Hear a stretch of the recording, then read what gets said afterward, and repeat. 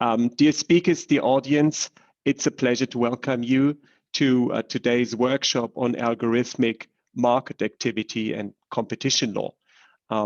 I do hope you hear me fine after I unmuted myself, and I can thus start this event with the unavoidable question in every Zoom meeting. But I see that people are coming in and things seem to work fine, which is excellent, of course.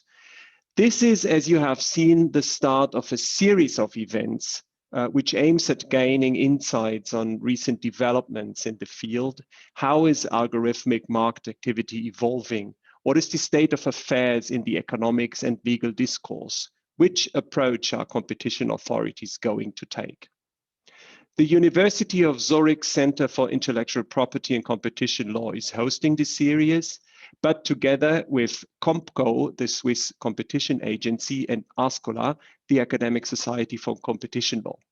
We are very thankful for this support from our partners, in particular for the support from the Swiss Competition Agency for this series of events. During all of the workshops, an admin remark at first, the audience is heartily invited to post questions in the Zoom chat, and we will have more or less ample time for discussion at the end of this workshop. The workshop series starts today with the formidable line of key experts in the field. We welcome Kate Brand, the Director of Data Science at the UK Competition and Markets Authority. Hi, Kate. We welcome Antonio Capobianco, the Acting Head of the Competition Division at the OECD. Hi, Antonio. Then Andreas Heinemann, the President of the Swiss Competition Commission. Hello, Andreas, and thanks again for supporting us on this. And last but not least, Thomas Kramler, Head of the E-Commerce and Data Economy Unit at the DG Competition, and former head of the EU Commission's Digital Single Market Task Force. Finally, we welcome Achim Wambach, member and former head of the German Monopolies Commission, and also former head of the German Government's Commission on Competition Law 4.0. Thomas and Achim, hello. A special hello I would like to extend, as I see her joining now, to Michal Gall, overall head of ASCOLA, the Academic Society for Competition Law. Michal, a pleasure that you join us on this as well. You see, we have really assembled, both as speakers and in the audience, a lot of expertise on our virtual panel and in our virtual audience today. So it's time for me to stop talking and give the floor first to Kate Brand, who will instruct us on the recent CMA study on the matter, which she actually co-authored. So Kate, please, the floor is yours. Great, thanks. Can everyone see those slides? Well, thank you very much for having me today. I'm really excited about this session. So yeah, as I've been introduced, I'm Kate Brand. I work in what we call the data team within the CMA. I'm going to talk today about algorithmic market activity, practices and risks. So really I'm going to focus on kind of thinking about what are all those different kind of potential harms in both competition and consumer, and then I think some of the other talks will follow on from that and examine things in more detail.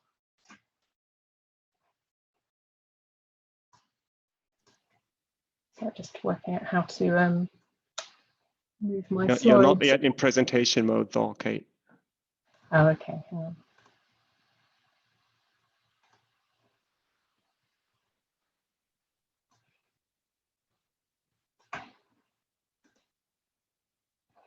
Yeah, nice, great. Okay. So let me first of all just talk a little bit about the CMA data unit as a sort of context, I suppose, around this. So we are a team of about 35 specialists, which I think is the largest kind of team of this sort in the world in competition and consumer agencies. So we consist of data scientists, engineers, data and technology insight specialists, and behavioural scientists as well. It's a team that's been going about 2 years now, And initially, when we set up, we really focused on helping the CMA to be more effective and efficient in dealing with cases. And as we've grown and we've kind of seen what the need is, I suppose, from the organisation, we've started to grow other functions as well. So that includes what we call the data and technology sort of insight team, where it's more about providing kind of specialist advice on technology and sort of how that kind of works, and then also in the behavioural team. And then we've also expanded more into areas where we think it's really important. So one of those is the analysing algorithms program. I might have to present this way because I also wanted to look at my notes as well.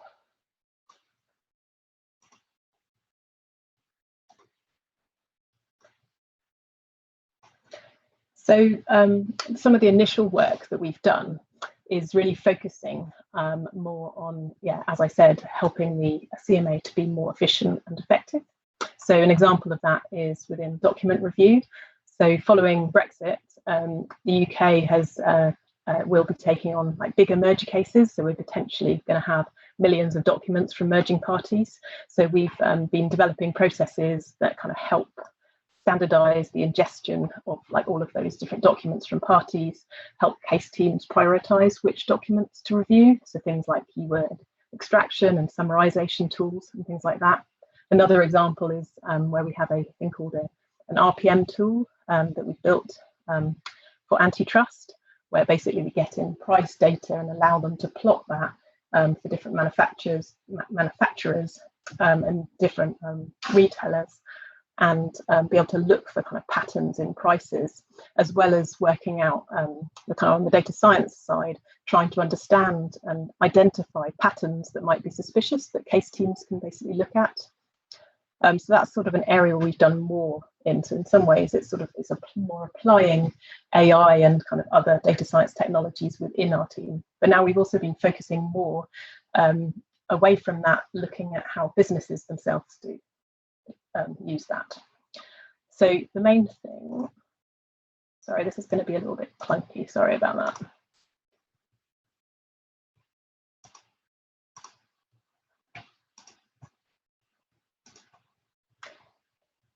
So the main thing that we've done in this area is write a paper. So the paper is called Algorithms, How They Can Reduce Competition and Harm Consumers, and there's a link here to that. And today I'm going to be talking about the potential harmful practices involving algorithmic systems. And it's based on the paper that we wrote.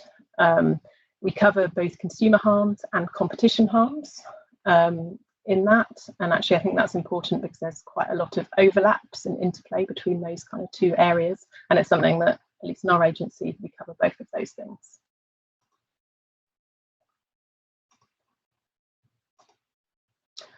So just very briefly, why were we writing this paper? What was the point of it? Well, the purpose was, well, really there was a gap, actually, we felt in the literature. There's a lot in the kind of more general kind of AI, big tech sort of space. And then there's a lot in kind of competition worlds, but often we didn't feel like these things were pulled together in any place to kind of really think about a kind of wider set of potential. And so we wanted to publicly set out where we saw the potential harms due to algorithms in competition and consumer space, help other international agencies who might be further behind in their thinking on this. Call for information at the same time that closed about a month ago, so we could get intelligence on where the biggest issues lie, and then that will inform our programme of work going forward.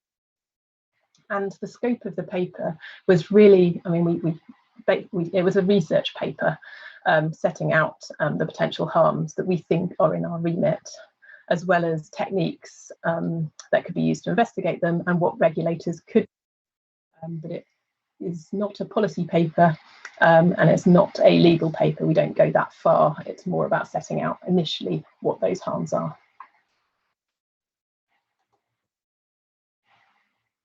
The first thing I'm going to cover is consumer harms. So I'm going to go through basically all of the kind of different or harmful practices that we set out in the paper today as a good basis, hopefully, for kind of discussion later. So I'm going to first cover consumer harms and then move on to competition. And I'm going to spend we spent quite a while thinking about how we would categorise these different harms. So this is kind of how we and how we decided was best. They were best categorised, but you could split them up in different ways. And I'm going to go through these in a bit more detail now. So I'll start with talking about personalised pricing, but also wider personalisation as well, and then go on to talk about algorithmic discrimination, which is generally a form of personalisation in terms of the harms that manifest, and then unfair ranking and design.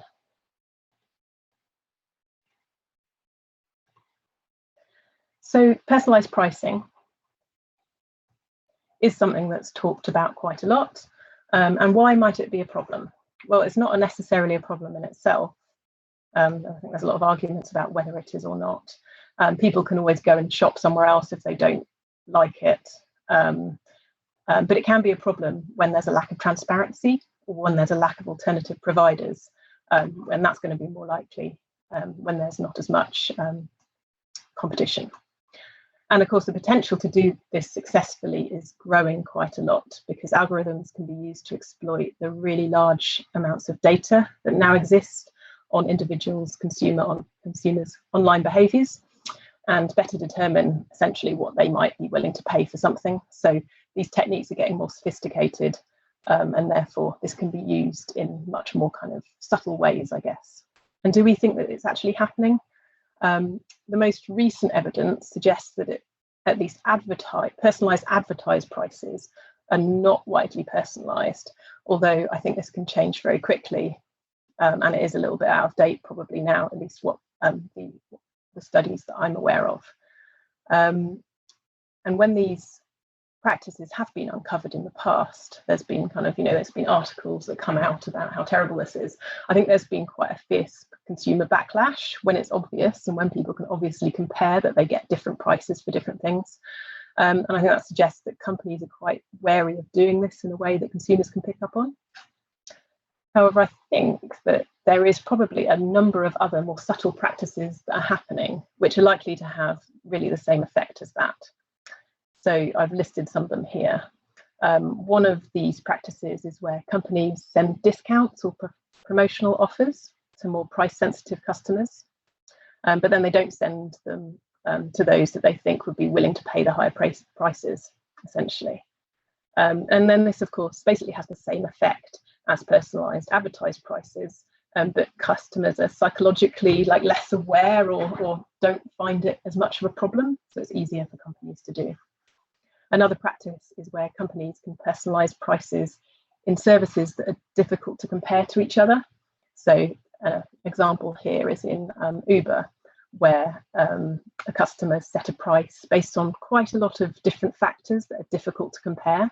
So length of journey or time of day. And it's hard to know if your personal information is also being used to personalise that price to you. So it's harder to compare and know that they're doing it. And finally, personalised ranking is actually something that's quite prevalent and has been shown to be quite prevalent. And so that can be used, for example, to make more expensive options more prominent to consumers who are less price sensitive. And again, you're achieving that same kind of personalised pricing, but you're doing it in more subtle ways. Okay.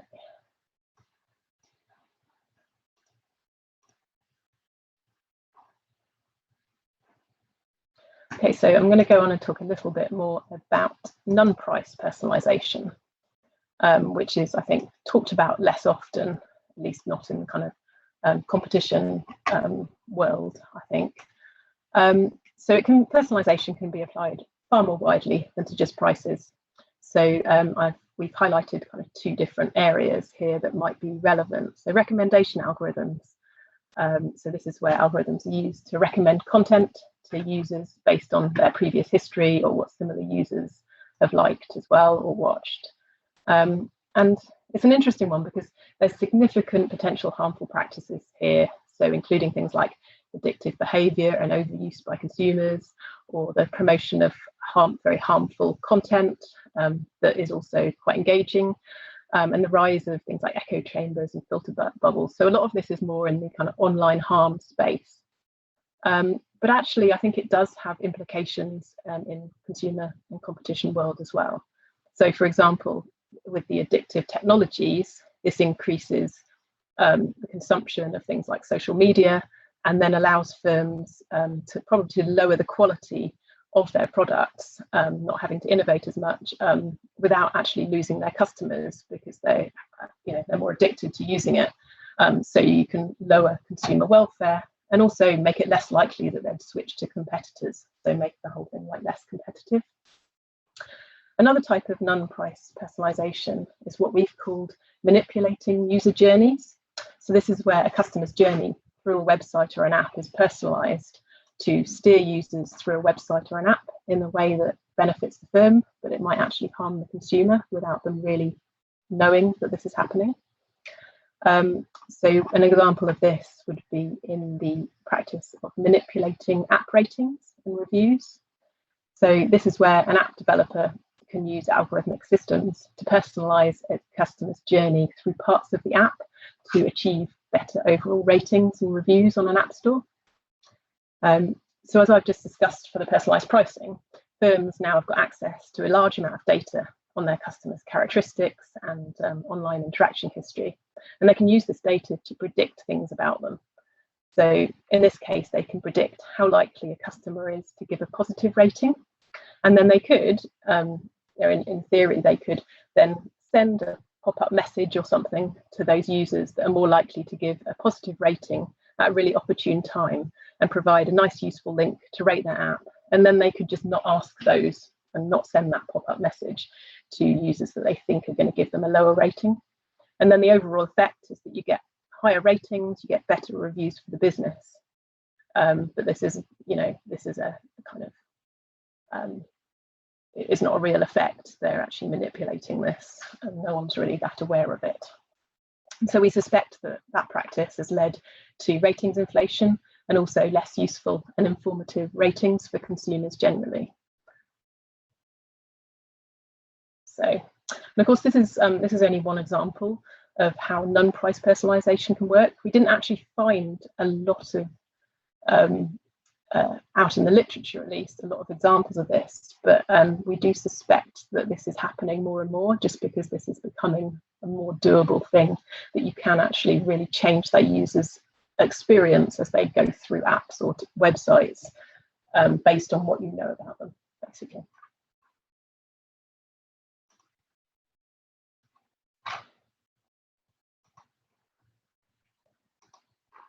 So I'm going to just say something very briefly about algorithmic discrimination. We pulled this out as a sort of a separate category. In some ways, you could say, well, it's kind of very similar actually to personalization, but it's in a particular context. So it's well known in, and this is something that's really studied a lot. There's a huge literature on algorithmic discrimination.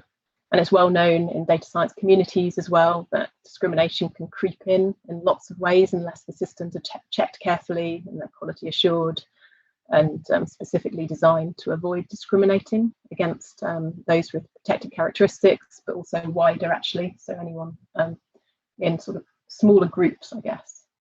And one practice that can be quite problematic is geographic targeting. So it's something that in machine learning models, it's quite easy to put postcodes in and that sort of thing.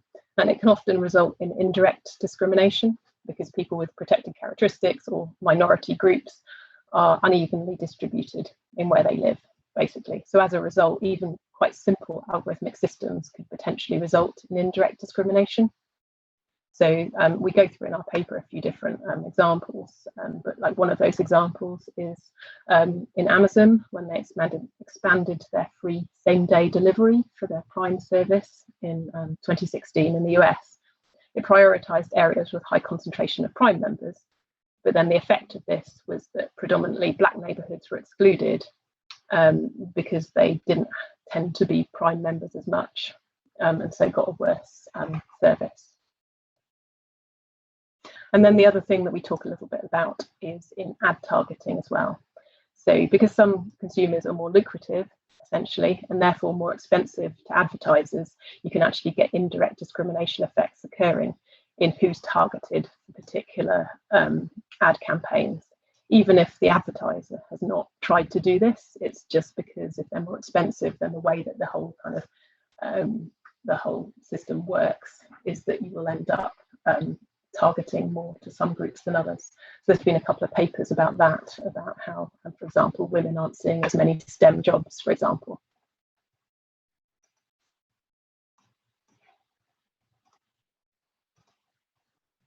And then the final section in the consumer harms was on unfair ranking and design.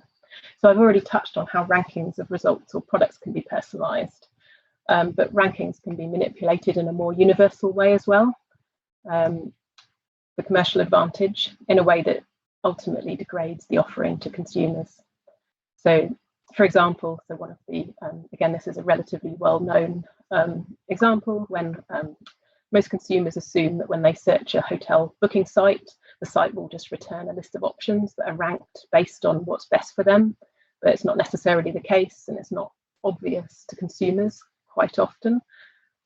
So we had an investigation into hotel booking sites back in 2019, and found that some sites ranked search results basically based on factors that included the amount of commission that the site had received from different hotels. But importantly, this wasn't disclosed to customers. And then the last area was in the use of dark patterns. So dark patterns, this is kind of the way websites or apps are designed to affect the choices consumers make, often in favor of the business, in ways that are not obvious to consumers. And so there's things kind of like scarcity counters and those sorts of things. And some of these can be driven by simpler algorithms as well. And again, this is all about consumers not being aware that they're being manipulated, maybe into spending more money and that sort of thing.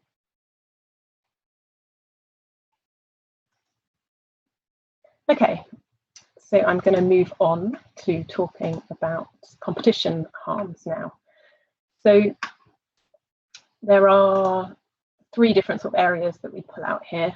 So there are exclusionary practices such as self-preferencing, unintended exclusion, and predatory pricing.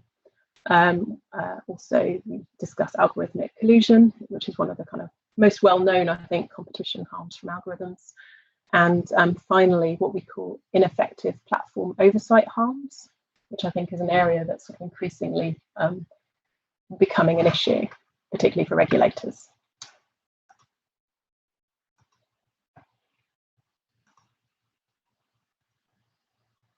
Okay, so in what we sort of put in the bucket of exclusionary practices, so we kind of define that when we're talking about algorithms as those in which algorithmic systems are used by dominant firms to prevent competitors from challenging their market position.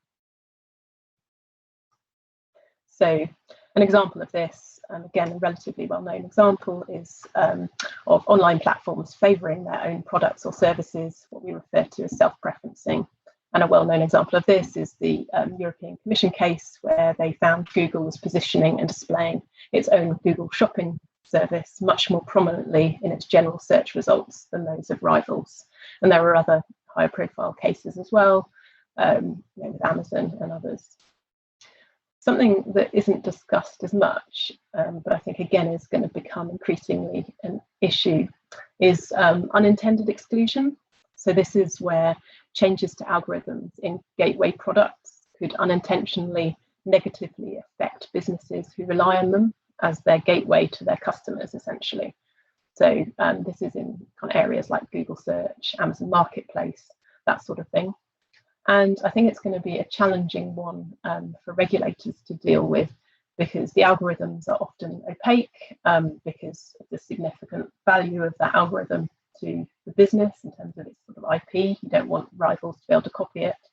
But also, you don't want businesses to be able to play the system. So there's a whole ecosystem of, of products and things that try and help businesses to understand Google search algorithms so that they can kind of essentially get higher up that rankings, for example. So it's something that they don't want to disclose too much and too widely, because then others would be able to play the system. It's difficult as well, I think, because the complexity of these algorithms mean that even internally to Google, say, they're not necessarily going to understand how tweaking that algorithm, and they do this quite often, might actually inadvertently affect others down the chain.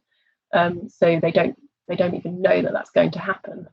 So there's a lack of transparency to others, but there's also a lack of just explainability of the algorithms themselves as well. So this makes it, I think, quite challenging if we want to kind of oversee this kind of stuff and understand what's going on. And then finally, predatory pricing.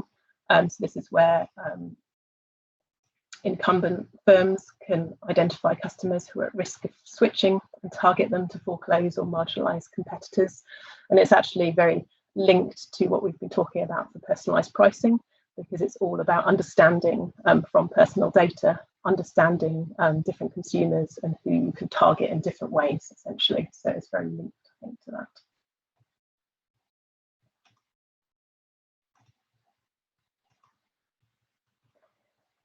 So I'm going to talk very, very quickly about algorithmic collusion. So the potential for this has been relatively well studied, I think, academically, and it's also been quite widely discussed among competition agencies.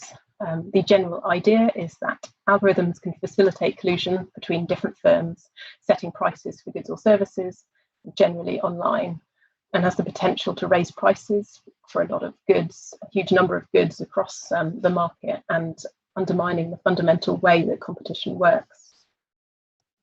It's often divided in these ways, and we've divided it into these sections too. So algorithms can reduce competition by facilitating collusion in three kind of main ways. So they can be used to automatically detect and respond to price deviations by competitors, which could make explicit collusion between firms more stable, as there's less incentive for those to involve to cheat or defect from a cartel, essentially. They can also use the same algorithmic system to set prices by, for example, using the same third-party software. And then they can exchange information that way in ways that are not particularly detectable. And this is something we refer to as hub and spoke, something that I think needs to be looked into in more detail, and we need to understand better. And then finally, there are also concerns that algorithms can learn to tacitly collude without firms explicitly communicating with each other at all.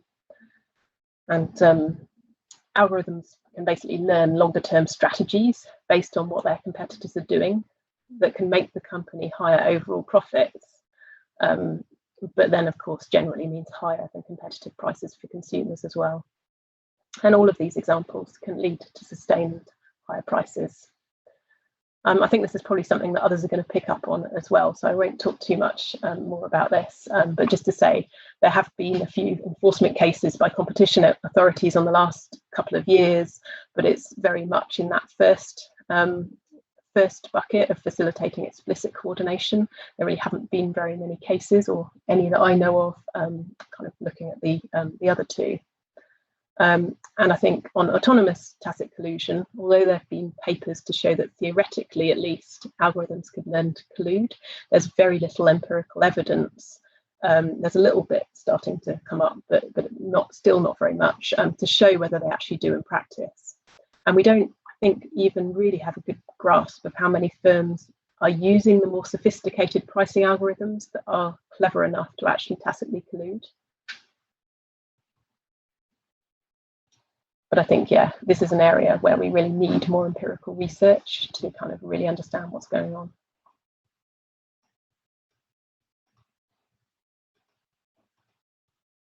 And the last area that I was going to cover is ineffective platform oversight harms.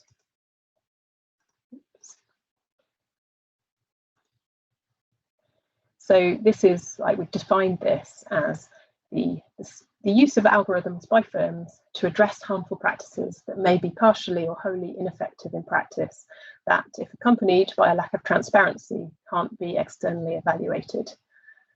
So this is a particularly important one, I think, for regulators going forward. And it's to do with the fact that some of these big firms are kind of almost becoming quasi-regulators in the way that they are dealing with harms on their sites, essentially. And so one of the areas that we've been looking at within the CMA, and there's been other work on, is the work that some of the big platforms have been doing to combat fake online reviews. So we need to be able to evaluate whether firms are addressing these issues, rather than them just sort of saying, yes, we're doing it, but there's no visibility for us of how they're doing it and how well they're doing it, and do we think they need to do better or not, without kind of getting them to share more what their algorithms in this area are actually doing.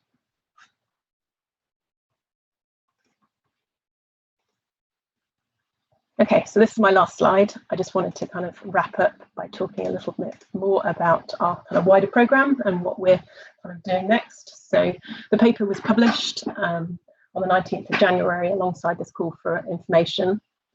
We're shortly going to publish a summary of these responses, and as I said before, use it to inform a wider analysing algorithms programme going forward.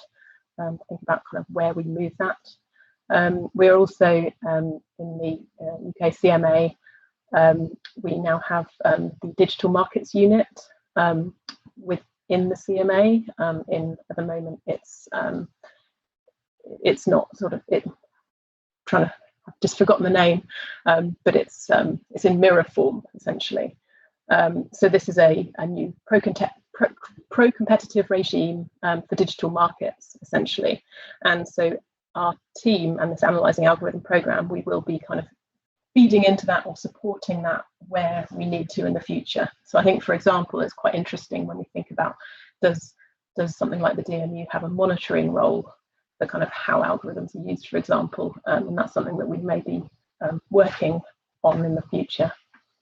And finally, just to say, we're also working with other regulators in the UK, so our privacy regulator and our regulator that deals with online harms, on a stream of work on algorithmic processing. So this is as part of a thing called the DRCF, the Digital Regulation Cooperation Forum, where it's important when we start thinking about how do we understand this algorithmic activity, how might we audit things going forward, and also the joint areas of concern.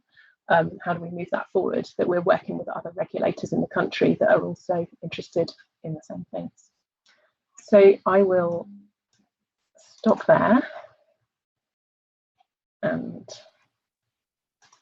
see if I can stop sharing. Yeah, and I will hand back. Thank you very much, Kate.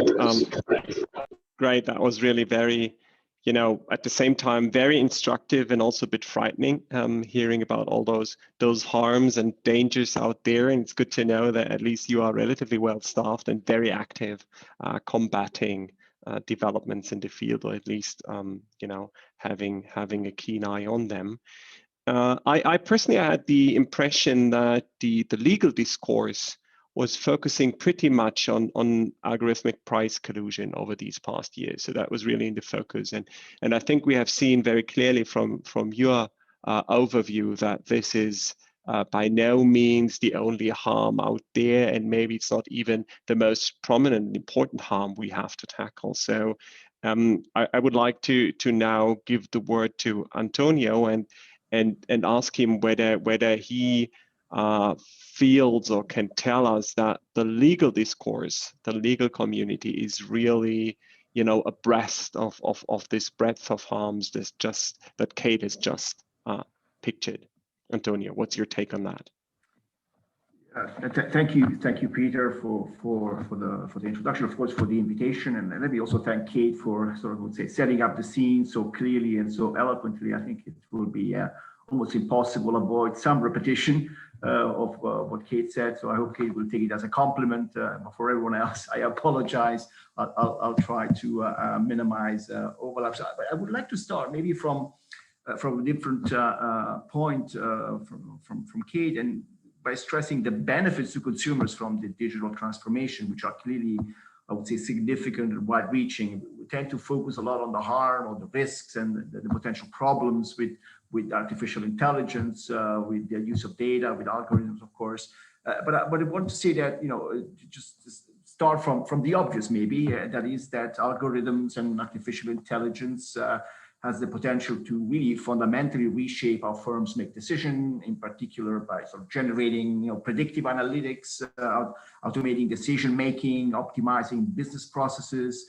And this transformation, I think, it was clearly pictured in the EU, the European Commission sort of a sector inquiry a few years ago, where it was clear that a lot of retailers in Europe are tracking competitors' pricing online. I think almost 2/3 use software to automatically adjust their pricing to competitors. So it's an evolution which has been going on for some time, and even in traditional markets, there are significant supply side efficiencies that may be passed on in the form of lower prices.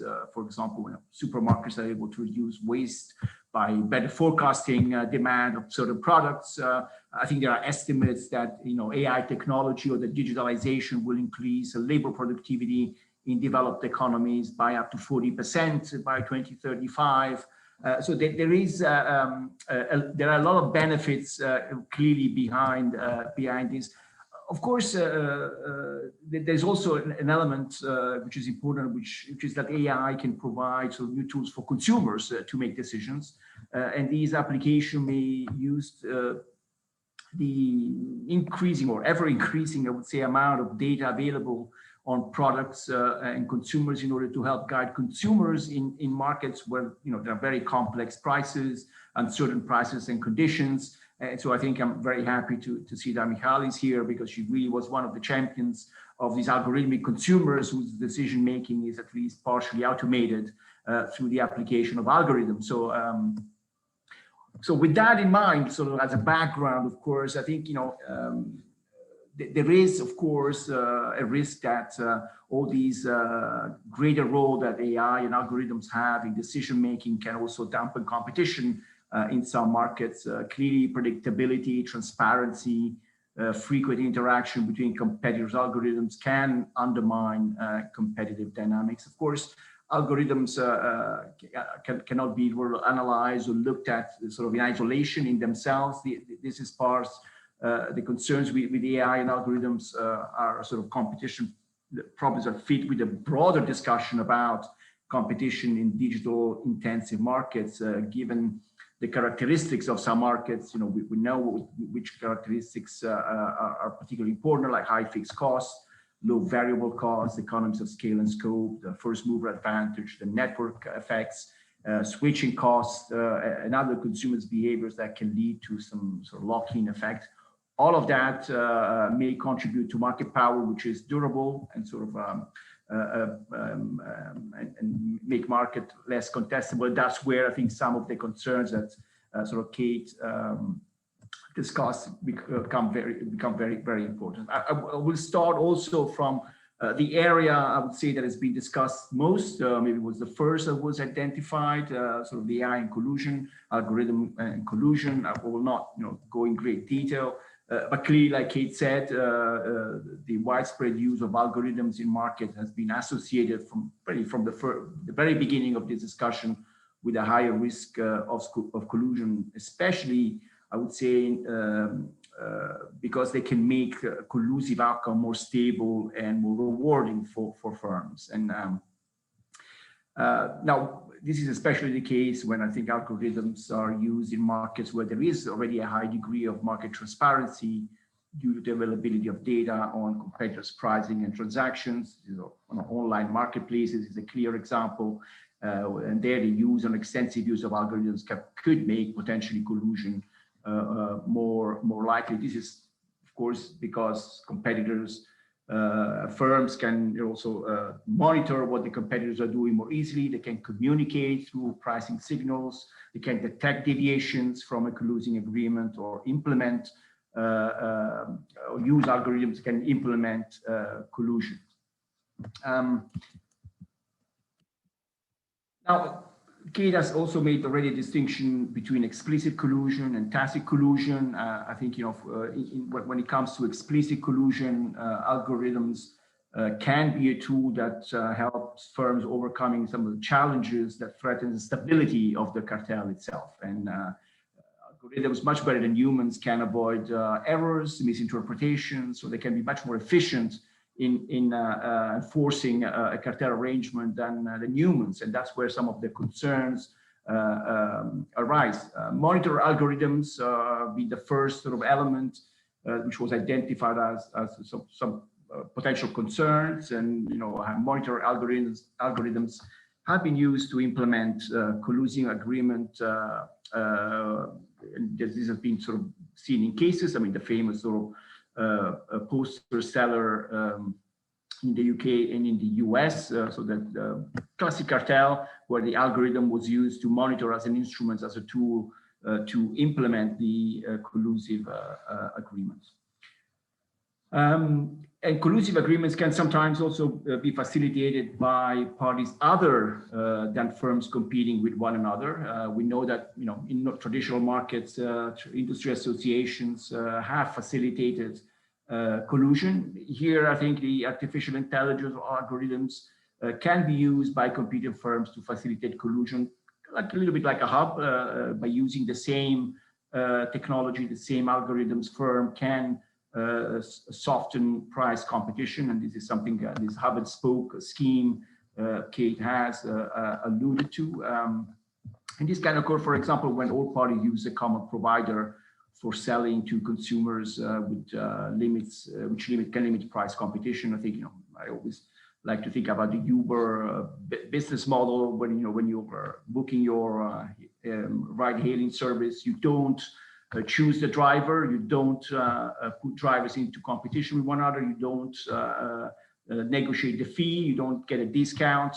While Uber uses a completely different model when it provides Uber Eats. So the food services there, you can choose your best your preferred sushi place if that's what you want to order this evening. You can choose between different competitors based on a variety of criteria: quality, distance, timing, the feedback from other consumers. Now, there are not only horizontal issues, but also vertical issues. We've seen great interest by some competition authorities in the use of algorithms to monitor and implement RPM schemes, the resale price maintenance schemes.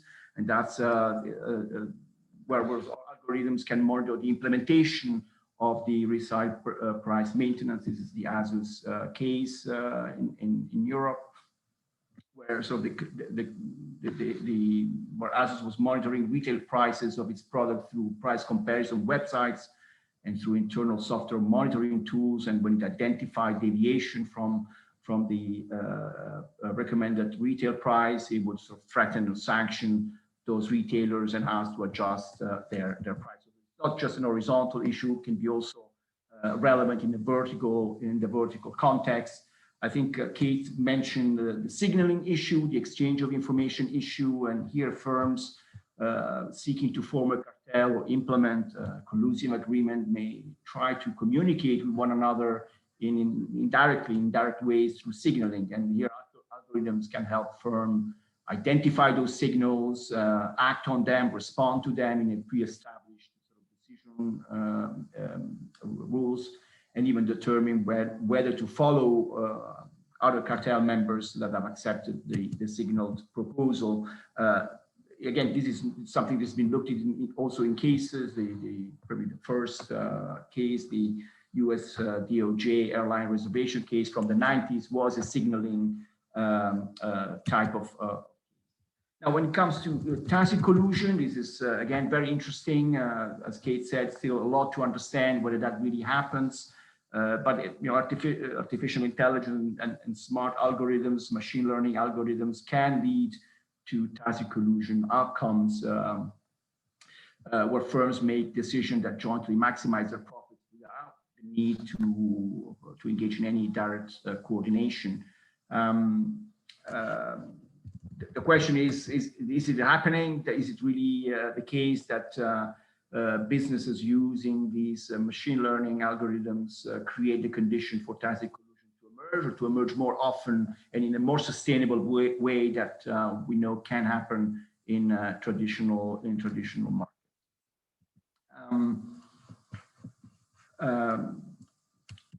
Let me now maybe move quickly to abuse of dominance. Again, Kate mentioned already a number of possible harms. Here, I would say similarly to tacit collusion, if algorithms can make pricing decisions for dominant firms, there are risks there. Kate mentioned predatory pricing, would be also margin squeeze strategies pursued by machine learning algorithms with a sufficiently, I would say, long-term perspective to maximize profits for the firm, for the dominant firm. And these strategies can be much more effective when they're implemented through artificial intelligence and algorithms. We know that predatory pricing are rarely pursued by agencies because they're hard to implement by humans, while maybe machine can do that much more effectively, and that's where the risk of the danger is much more prominent. This is, of course, planning a predatory pricing strategy, aiming at driving a competitor out of the market requires a lot of information on the competitor cost structure, the available resources and capacity to withstand certain price increases. And so that's where artificial intelligence algorithms can be quite effective.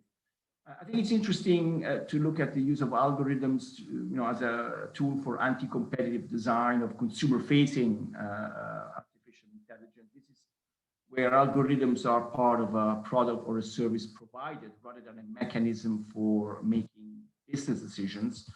So it's a little bit of a different issue. Again, Kate referred to this. And I think many have looked at algorithm used in digital platforms that connect sort of firms with final consumers. And when the algorithm is incorporated, it becomes like a gatekeeper in certain markets. And that's where this is, for example, the case in online marketplace platforms that can serve as an important gatekeeper between sellers and consumers.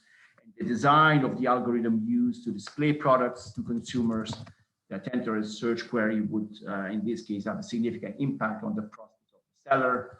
The self-preferencing cases that Kate mentioned, the Google shopping case is a clear example there, where Google, the Commission found that Google had also provided sort of an anti-competitive or an illegal advantage to its own comparison shopping service by demoting rivals or by presenting its own service in a more sort of favorable, appealing way in the search result. That's all done through the algorithm. Personalized pricing, I will not go in great detail because Kate again mentioned this, but with artificial intelligence and the widespread use of algorithms, firms can process a growing amount of data on consumers and their characteristics. And that while data in general can make some degree of personalization possible in many digital markets, the use of algorithm in decision making can really enable a much more extensive and more accurate and more granular personalization. Now, in itself, I think I agree with Kate. This is not necessarily or automatically a cause for concerns. In many ways, it can really improve overall efficiency in many markets. It could even improve the accessibility of products. However, some concerns have been flagged, and these concerns may arise in some cases. The line between, I would say, human decision making and outcomes can be blurred in these situations, particularly when the decision making process of the algorithm is this black box algorithm, and that can be there's a lack of transparency, like Kate. Now, some of these concern on personalized pricing, I think, can fall in the realm sort of competition law. A dominant firm may use algorithms to identify users of a rival product and implement a selective pricing strategy, or use behavioral nudges in order to lure them away from competitors. So these are sort of exclusionary strategies implemented through algorithms. Other concerns that can be associated with personal pricing can be maybe raised in the context of more rare exploitative abuses. Here, for example, complaints may arise about dominant firm exploiting its market power by using algorithm to impose excessive pricing on some consumers, so that there could be also exploitative sort of concerns with algorithms and dominance area. I thought to sort of conclude the three sort of enforcement area, thinking whether there are issues in mergers, use of algorithms and mergers, which is something that is less discussed. Here, I would say that there could be issues. Think, for example, of a merger that alleviates the competitive pressure on a firm that may reduce its incentives to innovate. So for lifting the positive potential of algorithmic technologies for consumers. And so there are instances where also algorithms can be relevant in the context of mergers. Now, I think some of these concerns may be straightforward with respect to merger between two product market competitors. We have seen that there's been a growing interest in vertical mergers as well. So I wonder whether some issues could arise also there, with competition harm resulting from vertical mergers in the sort of post-merger firm can cut its competitors off the supply of an essential input, which could be the use of an algorithm. But I would imagine that these analyses can be rather complex. Of course, in the merger context, one last thought is the risk of the merger facilitating algorithmic collusion or abuses of dominance, and that's something that competition authorities could be interested in looking into when we're reviewing certain mergers. For example, the authority could consider whether one of the merging parties use a different pricing strategy or different pricing algorithms from the other firm. Meaning that the merger could be depriving the market of a maverick and therefore softening sort of competition post-merger. Or if a merger might significantly increase transparency in the market, for example, because one of the parties' tendency to disclose significant details on its prices and products beyond what is needed for consumer, that could also lead to more collusive outcomes post-merger. So there are maybe elements that we can maybe reflect upon in the merger area as well. Now, coming to the challenges for competition authorities and the legal challenges to start with, I think that these arms or these challenges can be divided, I would say, in three categories. One is the use of algorithms to implement an anti-competitive agreement or an anti-competitive strategy, and this is the most straightforward case, the most straightforward application of competition law. I think there's not a lot of sort of debate that an explicit cartel agreement among competitors, which is supported or uses algorithms as an implementing tool, can fall within the realm of the competition law. I mean, the second sort of challenge is more the implementation of identifiable anti-competitive strategies by algorithms or through algorithms without explicit instructions by humans. Here, this category may apply in cases where an abuse of dominance has occurred, for example, as a result of the decision made by an algorithms. And unlike hardcore collusive agreements, which are, I would say, assumed to be anti-competitive, given the nature of the infringement, here abuses are always assessed in terms of their effects. So looking at effects is the way to bring those cases within the competition law framework. The third challenge that I thought is the one where algorithm coincide, so the use of algorithms to reduce competitive intensity without explicit reference of evidence to any anti-competitive strategy, and that's where the discussion about tacit collusion comes in very predominantly. And so these are challenges that are really, for the time being, authorities have not yet tackled. There are investigative challenges as well, and in the case of sort of cartel investigations, which are remain a priority in many jurisdictions, I think detection is the first and most important challenge. And here, the use or extensive use of algorithms by firms can make detection even more difficult. Again, because there are no direct communication between the cartel members, between the cartel participants, making really sometimes quite hard for competition authorities to detect cases to investigate.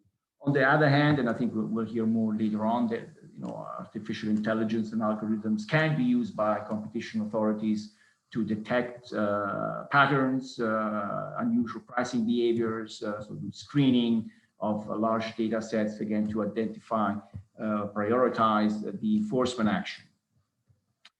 Beyond detection, I think there are also other challenges, and these are more investigative challenges that competition authority have, investigating potential collusion facilitated by algorithms.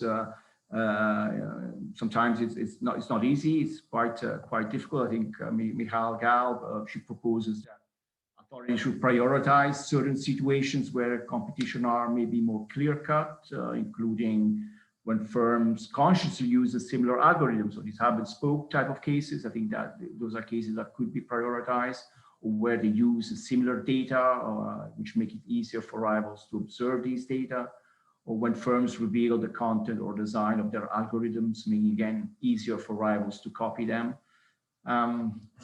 There are, of course, challenges linked to the technology and to the knowledge. The creation of specialized units is a response, I think, to that, and I think we'll hear more about this.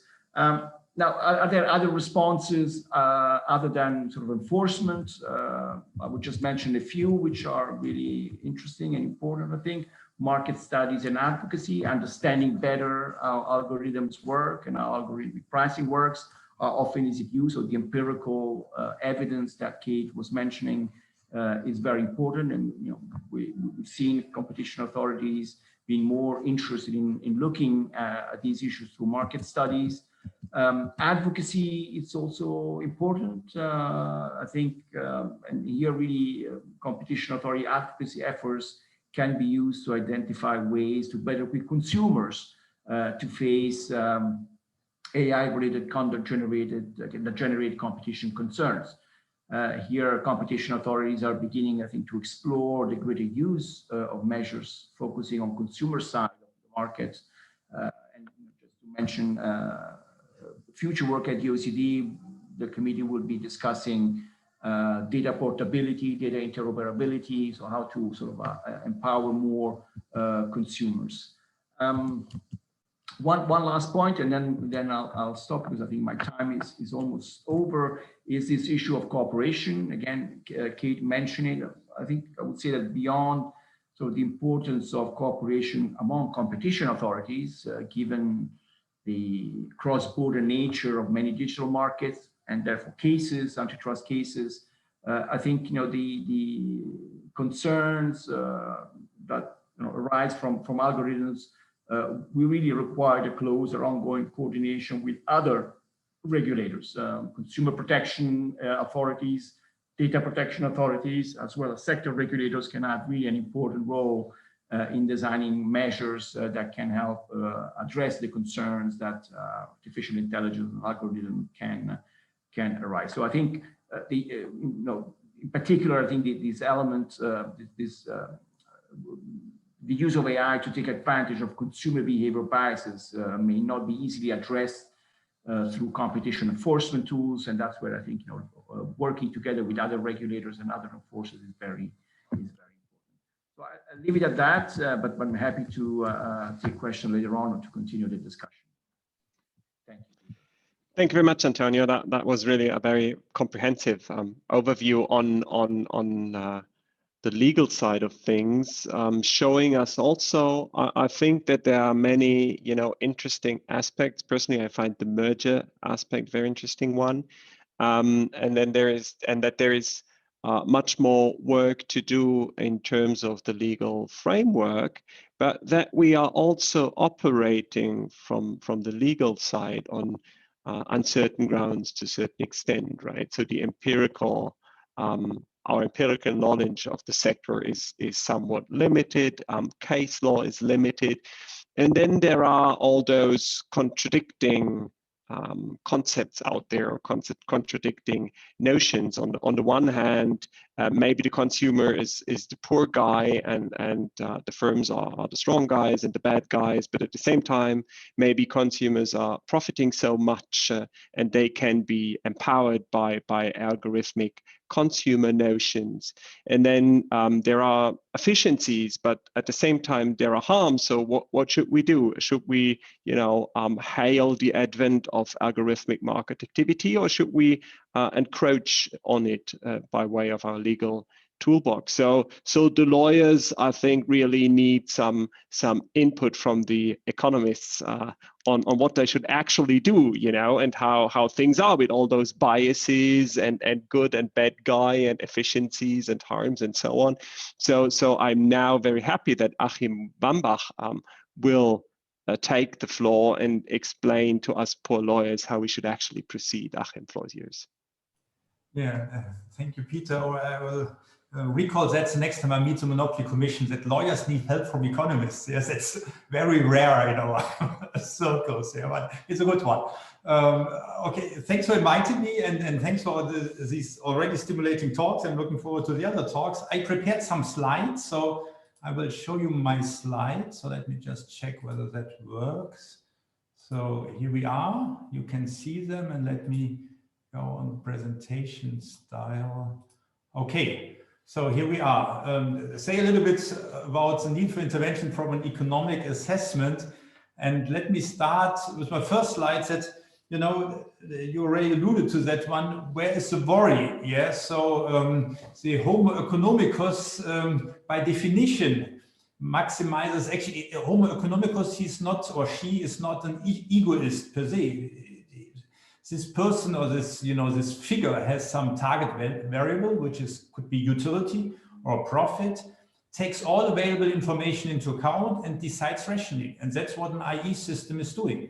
Yeah, so in a way, we're still using the same economic model. And let me, because I'm turning towards competition, Adam Smith said that, it's not the benevolence of the butcher or the brewer or the baker, but the self-interest, which makes it a good for all. And he never said it's the stupidity of the butcher or the baker or the brewer. And so actually we should expect that markets work even better if firms make better decisions. So we really have to, I think we have to argue what makes it a harm and why is it a harm. And one thing is, we already heard it, that, if they become smarter, they can use their harming practices in a smarter way. And the one which we already discussed, and let me say just a few words on it, is tacit collusion. Tacit collusion is, Homo economicus in action. It's a smart decision and it's harmful. Yeah, and just a few remarks. First remark is it's conceivable. There's actually a recent article in the American Economic Review where they use computer programs, algorithms with reinforcement learning, very few parameters, popular, algorithm types, and they show it works. Tacit collusion can work. And there's one recent empirical paper, and it's also in the CMA report, Assad et al., and they use the German retail gasoline market. And they show the introduction of algorithm in that market, and that led to an overall price increase of 9%. And in those regions where there was a duopoly before, it was 28% price increase. So that's substantial price increase. I have to say that's so far a working paper, so it's not clear whether that will be the final version, and it's only one indication. But tacit collusion is conceivable and can be observed. So relevant, the important question is how relevant will it become? And, we wrote, and I will allude to that one, our Monopolies Commission report in 2018, but when we wrote this report, I gave several talks on this issue, and I said, we should observe it first in the retail gasoline market. Yeah, but we haven't observed it yet. Yeah, but no, we observed it. Yeah, so somehow we were our time. You know, because why? Because it's we have Markttransparenzstelle, so we have full transparent prices. You can see all the prices in the market. It's a homogeneous product. These are sophisticated players, you know, and it's a quick turnaround. So that would be, you know, it's the ideal market for tacit collusion with artificial intelligence, with algorithms. And you see it works. Yeah. So in a way, you know, at that time I said, you know, we haven't observed it yet, so maybe it's not so relevant. But now I completely changed my opinion. It can become relevant. You know, it is relevant, and actually that's a market which is a simple market in a way, but you know, it's a first step. Yeah, and artificial intelligence is getting better and better, so it can become relevant. What can be done? And that's what I said. We wrote this report in 2018. Our first chapter deals with tacit collusion and algorithm. And we spoke to many data scientists. Unfortunately, we don't have these 35 like you have, Kate, working for us. So we're only 10 or 12 people, but we had several hearings for our report, and we talked to them. And it's our impression that you don't see it in the algorithm. So there's no hopes that you start from the algorithm. You can only start from the results, yeah. So the outcomes, yeah. So not even the inputs. You can't not even use the inputs which go into those algorithms. And if you read this paper by Calvano, these are really simple inputs, and you know, every price algorithm would use those inputs, yeah. So you have to see the outputs, and so how do you know, strengths? How do you do a policy based on the outputs? And one thing surely is strengthen market monitoring, have more sector inquiries. And then, so that was one recommendation. And the second one was that, so who's observing increase in prices or movement in prices? Yeah, it's not just the competition authorities, but it could be consumer associations. So our suggestion was that consumer associations take a more active role, and maybe they can initiate sector inquiries. We had a couple of more recommendations, but these are the one which I think kind of gives the spirit that you have to start with the outcome. If you really want to do something about it. So that was kind of, you know, firms becoming more smarter, and surely they can do their harm in a more smarter way, and that could be problematic. What about, you know, when they, if there's competition? So what happens if there's competition between firms, and, you know, tacit collusion is not the issue. And here is, you know, what happens is that these firms, they meet consumers without artificial intelligence. So consumers are all of us. Yeah, so we are the consumers, and we are not homo economicus, we are homo heuristicus or homo reciprocans or whatever you call this. Yeah, so I like this picture. Yeah, so our heart takes over our brain. Yeah, so but anyway, take the picture you prefer. But the point I want to make on this slide is that 2 points. One is that if you assume models with rational consumers, typically price discrimination is good. Price discrimination strengthens competition. So if you have this standard hoteling model, and if there's price competition, it's good for consumers. They get better products. So that's why economists have kind of this natural inclination that first thing, you know, artificial intelligence price discrimination is good news if there is competition. But even if there's competition, if they're biased consumers, yeah, or the homo heuristicus or whatever, we have a problem. And the second remark I want to make is I used to be also the head of the German, of the Economic Advisory Board to the Federal Ministry for Economic Affairs. And at that time, we had all the leading behavioral economists in our advisory board. And I thought that's a great time to write a report on consumer protection. You know, we have all these bias, and we didn't succeed. It was very hard to have robust results in the way that you can make robust general rules, derived general rules. It has to work on a case-by-case basis. Yeah, and I guess that's what we also observe. It's on a case-by-case basis. Okay, but and there's a second issue on which I will come later. Why it's really hard to have general, interventions based on behavioral economics. Okay, so what's the issue about price discrimination? And let me say, I'm concentrating on competition. So there's a competitive environment, And we have biased consumers. So we have artificial intelligence, the algorithms, they do price discrimination. We have biased consumers or consumers with heuristics, or in our models, typically they are called non-sophisticated or naive consumers. You know, there are many wordings around how you use them, but I assume competition. And I want to strengthen this point is, you know, if the one issue is market power, but that's, you know, an issue we have already, but we have to discuss how can algorithm increase market power. Yeah. But the second issue is, do we also have problems if there's competition around? And let me make the first 2 points. The one is that also in our classical I/O, I call it classical I/O, and here without price discrimination, we never assumed that all consumers are homo economicus or very rational, but we expected they are sufficiently many sophisticated. So I give you one example. If I go in a superstore, typically I don't have time, I don't check prices. Yeah, I buy whatever is there, yeah, because I hope, I expect that there are many other people checking prices. So they are the sophisticated, they do price search, I don't do it, but they do it for me. Yeah, and so I'm protected by the sophisticated. Yeah, and that works as long as we get the same prices. But if the superstore identifies myself as being a naive consumer or a biased consumer, I will get the larger price, and then we have a problem. I have a problem, not we as a general. And that's the second point here in behavioral I/O with second degree price discrimination. So second degree price discrimination is not individual pricing, but it's pricing, different pricing on some characteristics of the product or on some timing issues. So on a general data point, it's not on the person, but because people behave differently, you separate the market. And one thing we learned here is that sophisticated consumers, they don't protect the biased one, they profit from the biased one in a competitive environment. And let me give you the example here of overdraft fees, and that's paper by Armstrong and Vickers.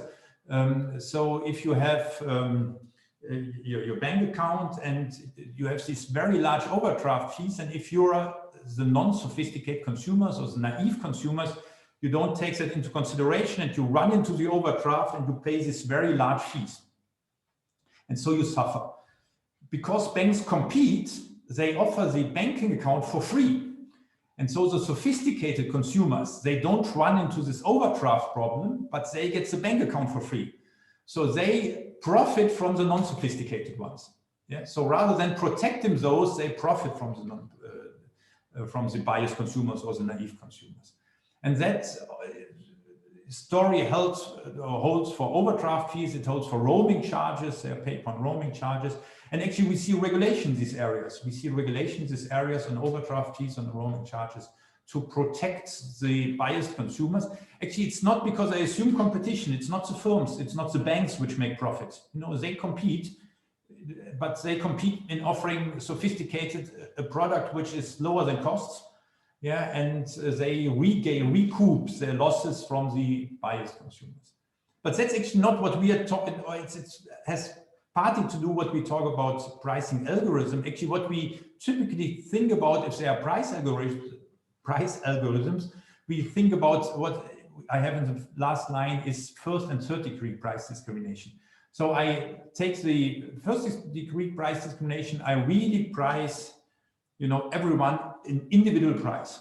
Yeah, so everyone gets its own price, and that raises many interesting topics. Also, what's the relevant market? Yeah, so if we compete for every customer by itself, is the customer the relevant market? Yeah, what is the relevant market? And so I think, you know, many interesting questions. The point I want to make here is that assume that happens. Assume you have price discrimination, and that's attuned to the individual person. So every person gets individual prices, but we have competition. So what will be the end result out of that competition? The person gets the best contract on offer, yeah, because there's competition, they undercut each other, but it's the best contract given the bias. So, for example, if the consumer is myopic and, you know, doesn't care about or doesn't think about the future, then the person gets a contract which has very low, you know, initial fees but high monthly payments, for example. Yeah. So the person is biased, so he gets a biased contract, but the optimal contract given the bias, and the firm makes, if there's full competition, makes zero profit. Yeah, and then there's a subtle question, is that harm? Because the person prefers that contract. Yeah, the person has a bias, and the person thinks it's the best contract. Yeah, and the paper by Haitus and Kershegi, it discusses the case, and it was interesting to see. They say there's no welfare loss. Sure, there's no welfare loss because the biased consumer picks the contract which is optimal given the bias. Yeah, but you could paternalistically argue it's a bias, and so we should protect the consumer. So anyway, but I want to make the point here that if we really have competition on the consumer side, you get the best contract, but you still have the bias. Yeah, so that's what the trade-off we have if we ignore market power issues. And so I was asked to say, what can be done, and let me, from the competition point of view, what can be done? If we are in this situation, so we get, we have the biased consumer suffering. Yeah, then the first question is, can the market solve the problem? And, because obviously there are gains of trade, yeah, if you can make the biased consumer aware of his bias, yeah, and so I think the first question one should answer before and say we have to regulate this market. Can the market by itself solve this problem? It didn't work with overdraft fees. It didn't work with contingent charges or with some contingent charges. But in some markets it might work. You can think about, for example, pricing complexity. So why don't price comparison sites appear to solve this problem? If there's an issue that pricing is too complex for everyone, yeah, why don't price comparison sites, are being built up, and then either they get being paid for it, yeah, or they being paid by advertisement which they have on their page. So what prevents the market from solving the problem? And it could be that the market doesn't have an interest because the biased consumers, you can't convince them. If they are myopic, you can't make them thinking about the future in a decent way. But it could be that there are other market failures, and you can tackle those market failures. The second point here, I want to tell you a story which was kind of I thought helpful for me when I discussed that issue with our scientific advisory boards. At that time, Mark Armstrong, I think he's still an Oxford professor in economics, he gave an overview talk on behavioral economics and behavioral I/O. Yeah, and that's actually behavioral I/O. It's a kind of recent field, so last 10 years, and we have many interesting results in that field. And he gave a talk and explaining contingent charges and so what I did on my previous slide. So he explained these issues, and then there was an overview talk, and then the last part of his talk was what happens if the non-sophisticated, so the naive, he called him the naive consumer, is endogenous, the number of naive, the proportion of naive consumers. So typically in our models, we assume they're sophisticated consumers and they're naive consumers. Yeah, but you're not born. Actually, we're all born, I guess, as naive consumers. Yeah, but at some point we might move and become an informed consumer or a sophisticated consumer. So it's an endogenous size. And then the interesting result was many of his previous results turned around. Yeah. So, for example, if there are many naive consumers, could be that you reduce overdraft charges in the bank account because you want to protect them. However, if you reduce them, there's no interest for them to learn, because they are protected. Yeah, and so they stay naive, and so maybe they suffer from other issues. So it could be actually that you are happy with high charges because once they paid those charges, they learn their message, and then they become sophisticated.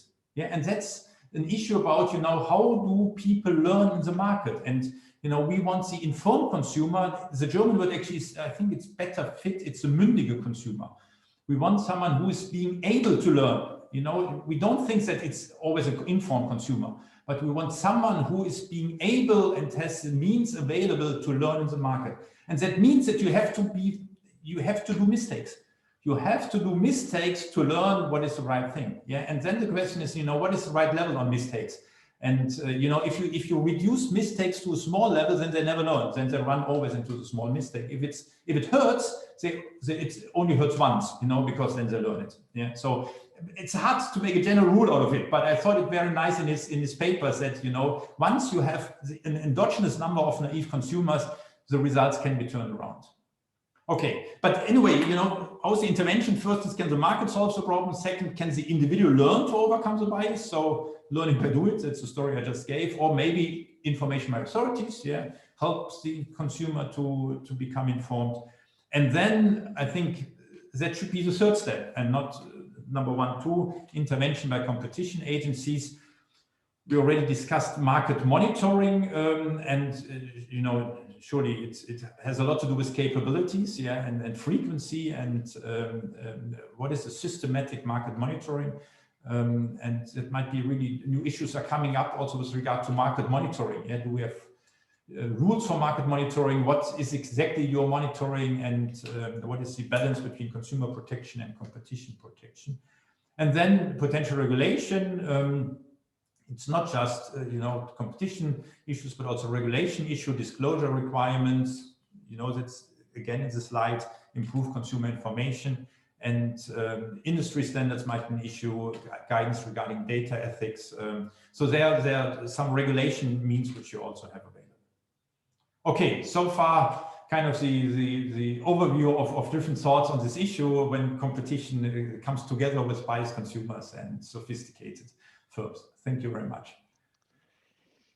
Thank you very much, Achim Wambach. That was really fresh air for the discussion, and I already love the homo heuristicus and all the deviations and funny you know, turns he or she may take before becoming the algo sophisticated, I don't know, homo algorithmic that you have been depicting as one potential way for positive way for going forward, maybe without much agency intervention. But maybe the markets won't solve the problem, and maybe waiting for them to solve it may turn out to be detrimental. Many say that today with the large platforms, the GAFAMs and the like, we have a situation where we waited maybe a little too long with our intervention, and now we have to clean up in a certain sense. And it's evident that many of the very large digital players also are among the largest players using algorithmic tools for their market activity. We have already heard about Uber and Google and such like firms.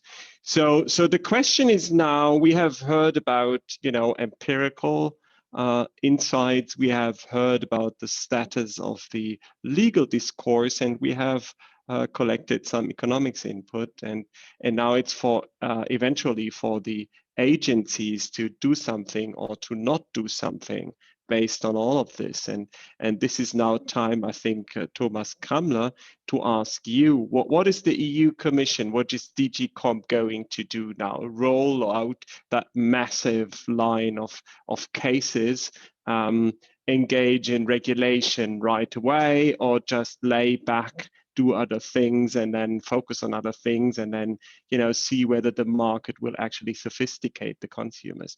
So what is your take on all of on all of this, and what is the Commission going to do, Thomas? Thanks very much, Peter. This is actually very topical, because as you might have seen today, a couple of hours ago, the Commission has made a proposal on regulating AI, especially so-called high-risk AI implementations, such as social rating and others. But that's not the topic of my intervention today. What I wanted to do here is to make this whole discussion a bit more tangible, to basically take some of the examples from concrete cases where we have seen algorithms at work, and what this means for the practical implementation of competition law, where the pitfalls are, what the problems are that we have encountered, and to illustrate a bit what Kate, Antonio, and Achim said, by giving some tangible examples of what we have experienced in real life cases, and where this discussion has led us. This discussion has been basically, we have had it for a couple of years now, but not that many cases have materialized. So I think it makes sense to look a bit at the case practice, what has really been happening on the ground, so that we get a bit of a grasp of what from the theoretical concepts has actually been materializing in concrete cases. And then let me start with some stats from the e-commerce sector inquiry. As you know, we did a large-scale sector inquiry in 2017, where we asked distributors and retailers and manufacturers about their use of algorithms, pricing algorithms mainly. That was quite revealing. It turns out at the time, and that's already old news, I would say. At the time, there were 50% retailers that did use pricing algorithms on a daily basis. No, 50% of them did track competitors' prices, and 70% of them did use pricing algorithms. So quite a high number of retailers using pricing algorithms, and similar figures for the manufacturing side in e-commerce. So I think that's already old news. If you look at the situation now, you'd find a much more widespread use, I would think, even more widespread of pricing algorithms. So pricing algorithms are everywhere, at least in e-commerce or retail markets, online markets. So this is a phenomenon that we have to tackle and we have to deal with in concrete cases. And let me then come already to a concrete example.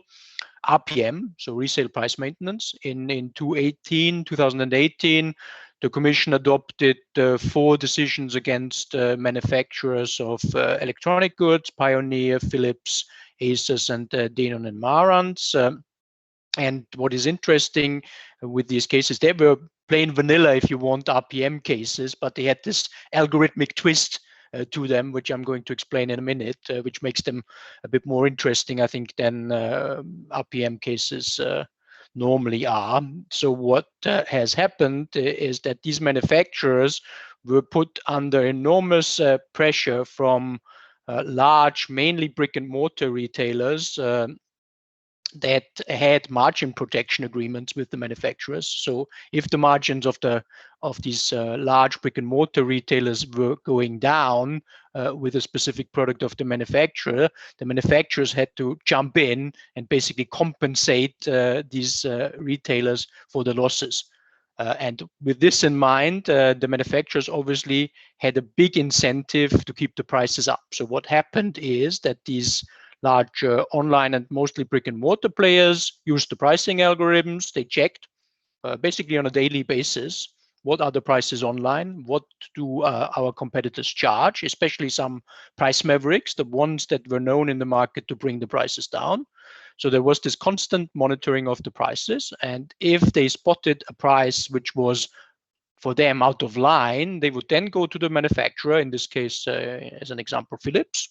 So a big online or offline brick and mortar retailer would go to Philips, would tell them, look, there's a problem with the prices of X, Y, and Z. We've spotted this through our pricing algorithms. Can you not intervene and make them comply with the generally agreed price line? And that's actually what happened. Then the companies, Philips, Asus, Pioneer, we found them all having been engaging in these practices, went to these price mavericks and told them, if you still want to be supplied by us, you better bring your prices up. And that's what happened, because with the threats of supply cuts, these price mavericks had no other choice than to align their prices. The way we approached this was a classical RPM between the manufacturers and the price mavericks, but one could also have looked at that as a hub and spoke agreement between where the manufacturer sits in the middle and the retailer that complains coordinates the price through the manufacturer, so that the maverick basically cannot lower its price. We didn't do that because of a lack of evidence, but in essence, I think this is something which is quite widespread in the market. And as I said, we found this in 4 cases, which really in consumer electronics, which really shows that it's not just one single company which is engaged in these practices, but it's more widespread. This can lead to these price mavericks having to raise their prices in the end to the detriment of consumers who are deprived of these price mavericks in the market, because in the end what it leads to is a price alignment across the board that is coordinated by the manufacturers. So that's just one example where these algorithms play a role, a very tangible role in price alignment in retail markets, because obviously very often you have this myth out there that price transparency is actually very beneficial in these online retail markets for consumers. But if you then see these kind of practices, how price transparency can also be used by the market players in order to counterbalance, for instance, what can be achieved in terms of transparency by price comparison sites, then you see that this can also be quite detrimental actually in the end to consumers, especially if the price mavericks are taken out of the market by means of that. Another example of which I cannot now use names because this hasn't been in the public domain, but nevertheless it's interesting. So imagine a big online marketplace in Europe outsources its price monitoring to an IT company. This IT company has no interest in the prices as such. They just do the price monitoring for the company, and they do it also for other players in the market. So it's not just this online marketplace, but also other players, and these players are competing. And then the question is, how can you capture with the current case law that we have the IT company, because the IT company has no interest in the market outcome. The IT company is just a service provider. So in more practical terms, can we apply the case law that has been developed in cartels, the AC Treuhand case law, to this kind of facilitators? But obviously these people are facilitating a price coordination, a possible price coordination, horizontal price coordination between the two users of the pricing tool. So can you capture them? And what about knowledge? How much do the two sides of the market or of the two players which use the same IT company have to know about what kind of exchanges happen through this IT company? This is eturas in terms of the case law. As you remember, the ECJ required that one has to have knowledge at least and can distance oneself if you want to be implicated as one of the sides of this triangular situation here. So what we did in this case, we asked for Chinese walls, so that the data from one company that uses the IT provider cannot be shared or cannot be used for the purposes of the other company that also uses the same IT provider. So it's one of the examples that Kate has given, but here you see the practical use of it. So it happens in practice. It's not just myth or hypotheticals. It does happen. This is a live case that we have seen, and where the remedy was basically, which was informally achieved, that's why it's not public, was basically, okay, you can have the same IT provider, but what you have to do is you have to impose Chinese walls so that there's no data flow horizontally between the two companies that use the same IT provider. So this is just about horizontal and vertical agreements, just to illustrate that what we've been talking about is really happening in the market. Let me then focus a bit on 102 experience. Obviously, there's the Google experience where data and algorithms played a role, not only in the self-preferencing example that was already given by Antonio and Kate, but also when it came to assessing barriers to entry and what kind of barriers to entry data actually, or data accumulation actually poses. So this was important in the Google case, and there was also the question of diminishing return on data. I can come to that later when we talk about data access. So, but let's keep in mind that obviously algorithms can only work if they're fed with something, and the something that is the bread and butter, if you want, of algorithmic use is that data are available. So when we talk about algorithms, I think we also need to talk about data and accessibility of data. But I'll come to that in a second. First, let me talk a couple of minutes on our ongoing investigations into marketplaces and Amazon in particularly. Obviously, this is ongoing, and I can just sketch out what we're looking into. There are no findings yet. A statement of objection has been sent to Amazon in November last year. The case is ongoing, but I can sketch out what the issues are, because it's quite interesting, I think, for the debate on algorithms. So we have two cases against Amazon. One is a case where I said, as I said, the statement of objections has been sent in November, which is about the use by Amazon Retail of third-party merchant data for the purposes of Amazon Retail. As you know, Amazon has this dual marketplace role whereby it sells some of the products as a retailer, which it sources from suppliers, and then offers a marketplace function where third-party merchants can actually sell products.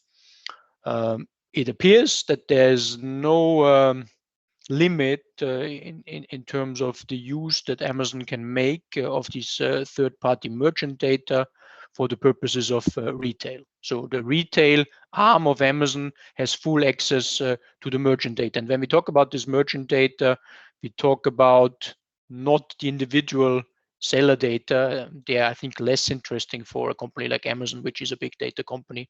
What they are really interested in and what is interesting is the big data. So the accumulation of the data of a variety of merchants on the platform. And this includes, for instance, data on the views of consumers on a certain product of a merchant, the inventory levels that the merchant has, the ratings that the merchant has for certain products, how often a product has been given back, for instance, by a consumer, the delivery times. All of this is known, obviously, because Amazon runs the marketplace, so it is known to Amazon. And it is also known to Amazon Retail, so the branch of Amazon that deals with the retail market and is actually in direct competition on many products with the merchants on the platform. And therefore, the question in this case arises, should this actually be prohibited? Is this allowed under competition law, or does Article 102 pose any limits to this intra-group, if you want, data flows when you have a dual role platform, which on the one hand offers a service to third parties, but at the same time competes with the very same parties head to head. So that's the critical question in this case. And what does this have to do with algorithms?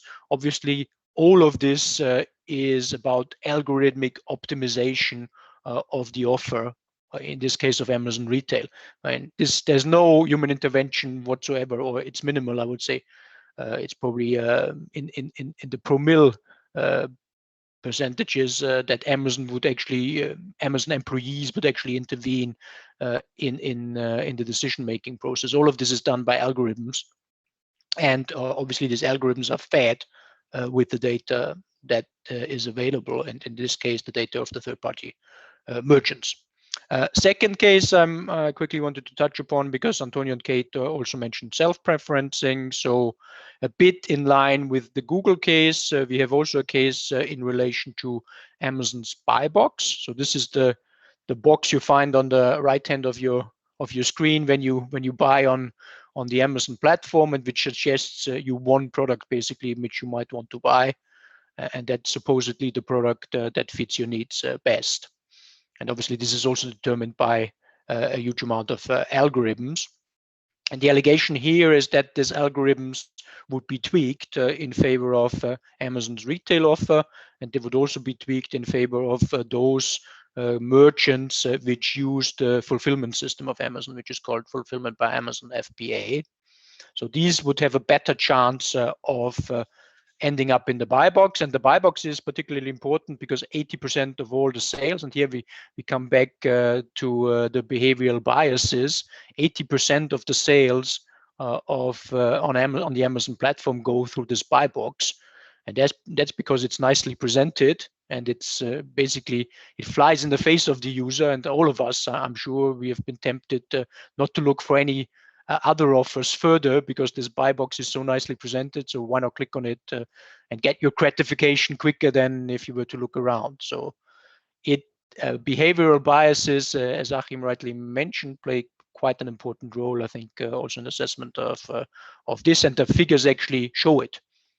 The figures show that we are all lazy in a way, and we click on the big boxes if they're presented to us in the right way.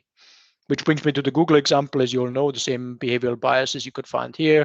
So if something is not ranked in the top 1, 2, 3 search results on the Google page, it's basically inexistent because nobody would ever click on it. And if it's on page 2, it's dead, basically. I mean, to be very blunt, nobody ever goes there.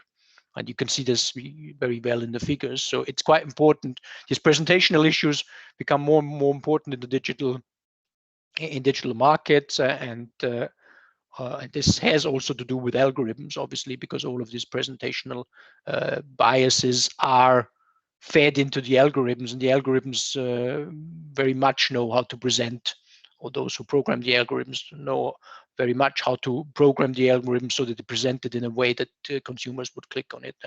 You can imagine what kind of difference it made. The shades of gray in terms of presentation actually make a difference in our click behavior, and even the positioning on the screen makes a difference. At least in Western Europe, we don't click on the right hand side. Left, right hand is already bad. Sorry, right hand down is already bad. Left upwards is good. That's where people click. You can see this very well in these kind of heat maps that companies produce in order to find out where to click. One last word, because I'm short of time. I wanted to speak a bit about how important data are, because if you talk about algorithms, as I said, without talking about data, it's only half of the story. Because if you don't have the data, you won't be able to run your algorithms appropriately. And what can competition law do? The Kramer report, the one that has been prepared for us 2 years ago, actually sees the role of competition law rather limited. I think they have a point when saying that in order to grant data access, we would have to jump through many hoops under competition law, especially in terms of essential facilities. And they asked the right question, actually. Does one have to distinguish between the different data sets when it comes to data access? So is raw data to be treated differently from inferred data, for instance? Because raw data, the investment that you make in the gathering of raw data is very much different from the investment that a company has to make in inferring data. And here again, algorithms come in. The more you use the data to improve your algorithms, and the more sophisticated your algorithms are, and the more investment you have made, the more difficult I think it should become under competition law to give access, to give a third party or competitor access to this data. So therefore, in this report, I think it has very rightly been said that probably competition law is not the right tool to deal with data access, and this would have to be dealt with on a regulatory level, and that's where we are now. With the Digital Markets Act, you find a lot of provisions which go into that direction. There's one provision in the current Digital Markets Act which talks about access to search results and search data. Another one which prohibits the combination of personal data. Another one which asks for data silos. So we'll be going in the direction of regulating data access more specifically in the European Union. I think this is a space to be watched, and we will also see this much more in sectoral regulation. You also see it in smart metering, for instance. You see it in car access data where there's regulation in place. So I think there will be more regulatory intervention than probably competition law intervention when it comes to data access. I think I'll leave it here. That was already a tour de force of what we are currently having on our plate, which is a lot, as you see. Thank you. Thank you, Thomas. Really a tour de force and most apt to cover so many areas in so short a time and so concise a way. Really interesting to see, also to hear about the non-public case law that you're dealing with, of course, and also I think it's an important bridge you made at the end to the data area, and of course a challenging question how the use of regulation on data may interact with the use of competition law regarding algorithms processing that data. I hope we have a bit of time for discussing this later on, but before that I would like to give the word to Andreas Heinemann. It's indeed last but not least. Again, Andreas, I would be interested to hear whether the Swiss Competition Commission or Swiss competition authorities now going to encroach on the use of algorithms in Swiss markets and by Swiss undertakings. But I also know that you have been amply speaking and publishing on this area regarding, you know, the situation outside Switzerland. So maybe you could give us, you know, your kind of global perspective. Where is Switzerland headed, and are, you know, the colleagues in the EU on the right track in your view? Thank you very much, Peter, for giving me the opportunity. Perhaps I start with some special features of Switzerland in this regard.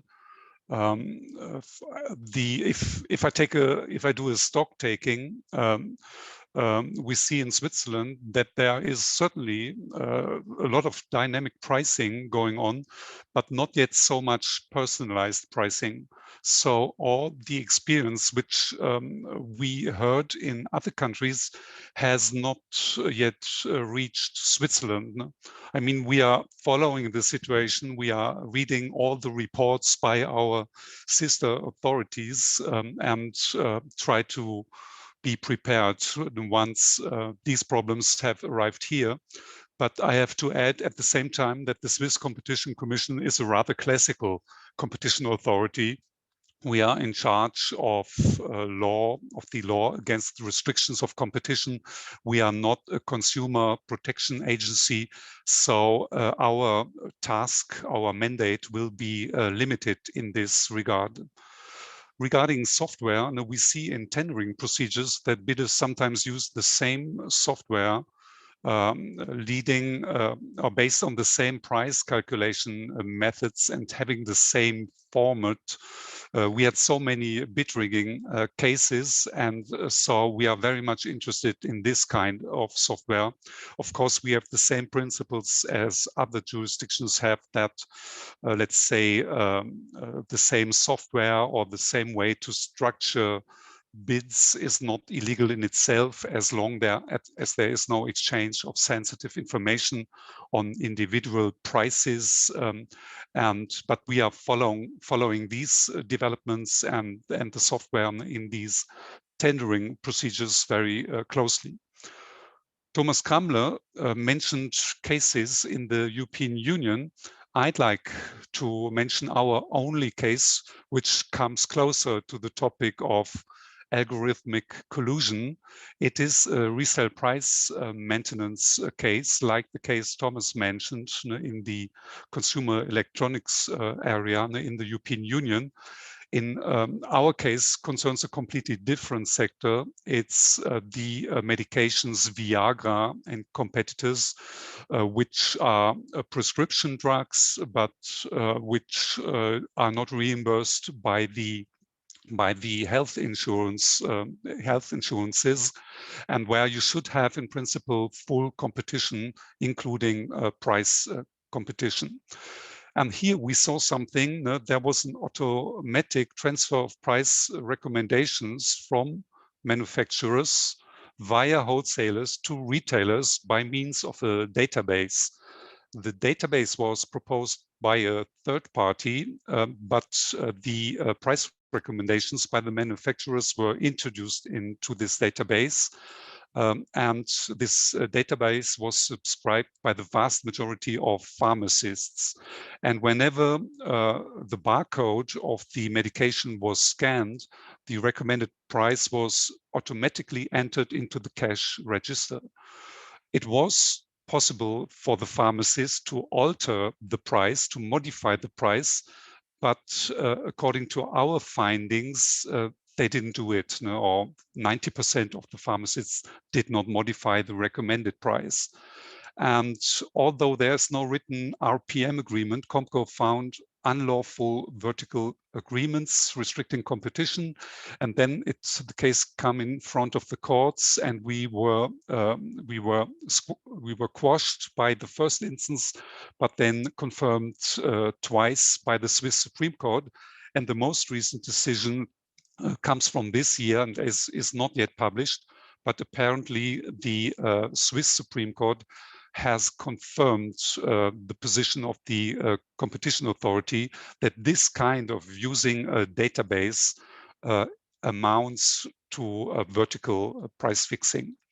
I mean, I have to mention that a difference, for example, to the European case, in the consumer electronics markets, is that here the manufacturers did not exert pressure on the pharmacists. So it is a simple database, and the effect of this database, which is subscribed by every pharmacist, simply is that the retail prices are the same all over Switzerland. And so it was quite contested if for resale price maintenance you need an additional element to the simple recommendation. Is it necessary to have, in addition to the recommendation of the price, some pressure or some economic incentives? All this was not the case here. Here you simply had the database and the effect that the prices were the same, because the obedience of the price recommendation was overwhelming. It is very interesting that the Swiss Supreme Court refers to the Eturas case of the European Court of Justice, which also has been mentioned by Thomas Kramler, because in our case, we have one similar point to the Eturas constellation, which is that it was burdensome for the pharmacists to modify the price inserted into that database. And in the Eturas case, this was similar because there was this cap of the rebate to 3%. It was still possible for the travel agencies to grant higher rebates, but it was burdensome for them. And so they didn't do it because everybody is lazy. We heard about the behavioral insights. And here we have the same situation. And now the situation is that feeding a price into a technical system is similar to the action of a system administrator in the Eturas constellation, and that these price recommendations reinforced by databases and algorithms and entering the price into a cash register by using the barcode, that this is sufficient for having illegal resale price maintenance.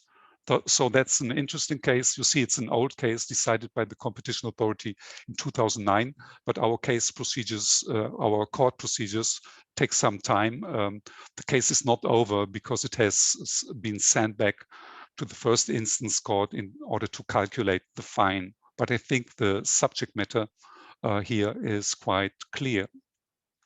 Peter, you asked what are the enforcement priorities? Is it the intention of the Swiss Competition Commission, COMCO, to do something against the anti-competitive use of algorithms? Yes, we are very motivated to do that, but we have many other tasks to do. Our secretariat has 65 full-time equivalents, and we have all the classical tasks of fighting against bid rigging. There's a lot of bid rigging. We always find new cases where we have the suspicion of bid rigging. Then we have the mandate to do something against market foreclosure. Prices in Switzerland are 60% above EU average. And sometimes there is anti-competitive behavior behind, for example, the prevention of parallel imports or other measures. And so this is clearly a priority for the Swiss Competition Commission. And then there are very complicated cases on the abuse of dominant positions in infrastructure. So we deal with that. So regarding big tech, given the limited resources to be invested for global issues, we have the advantage that we have the European Union around us. So whenever the European Union has a big tech case, we try to get the same solution of the case which was found in the European Union also for Switzerland. So very often the results achieved in the European Union are transferred by the companies to the Swiss market. But we do our own cases when it comes to a case which is not being dealt with by the European Commission, for example, or by other competition authorities. One example is our Apple Twin case, which might also come under the headline of algorithms, because here we had the fact that more than half of Swiss consumers have an iPhone. And on the iPhone, you have Apple Pay, a mobile payment solution. But the Swiss banks have developed their own mobile payment solution, which is called Twint. And you can download the app, the Twint app, on your iPhone. The problem was now when customers tried to pay in the supermarket or in the shops with this Twint mobile payment solution, the Apple iPhone would automatically open the Apple Pay mobile payment system and would interrupt the payment procedure with Twint. And so this was a measure with a very negative effect on a competitor in the market for mobile payment solutions. And Comco intervened, and we found a solution. Apple gave the Twint system code in order to prevent iPhones from opening up automatically the Apple Pay app when customers wanted to use the Twint app.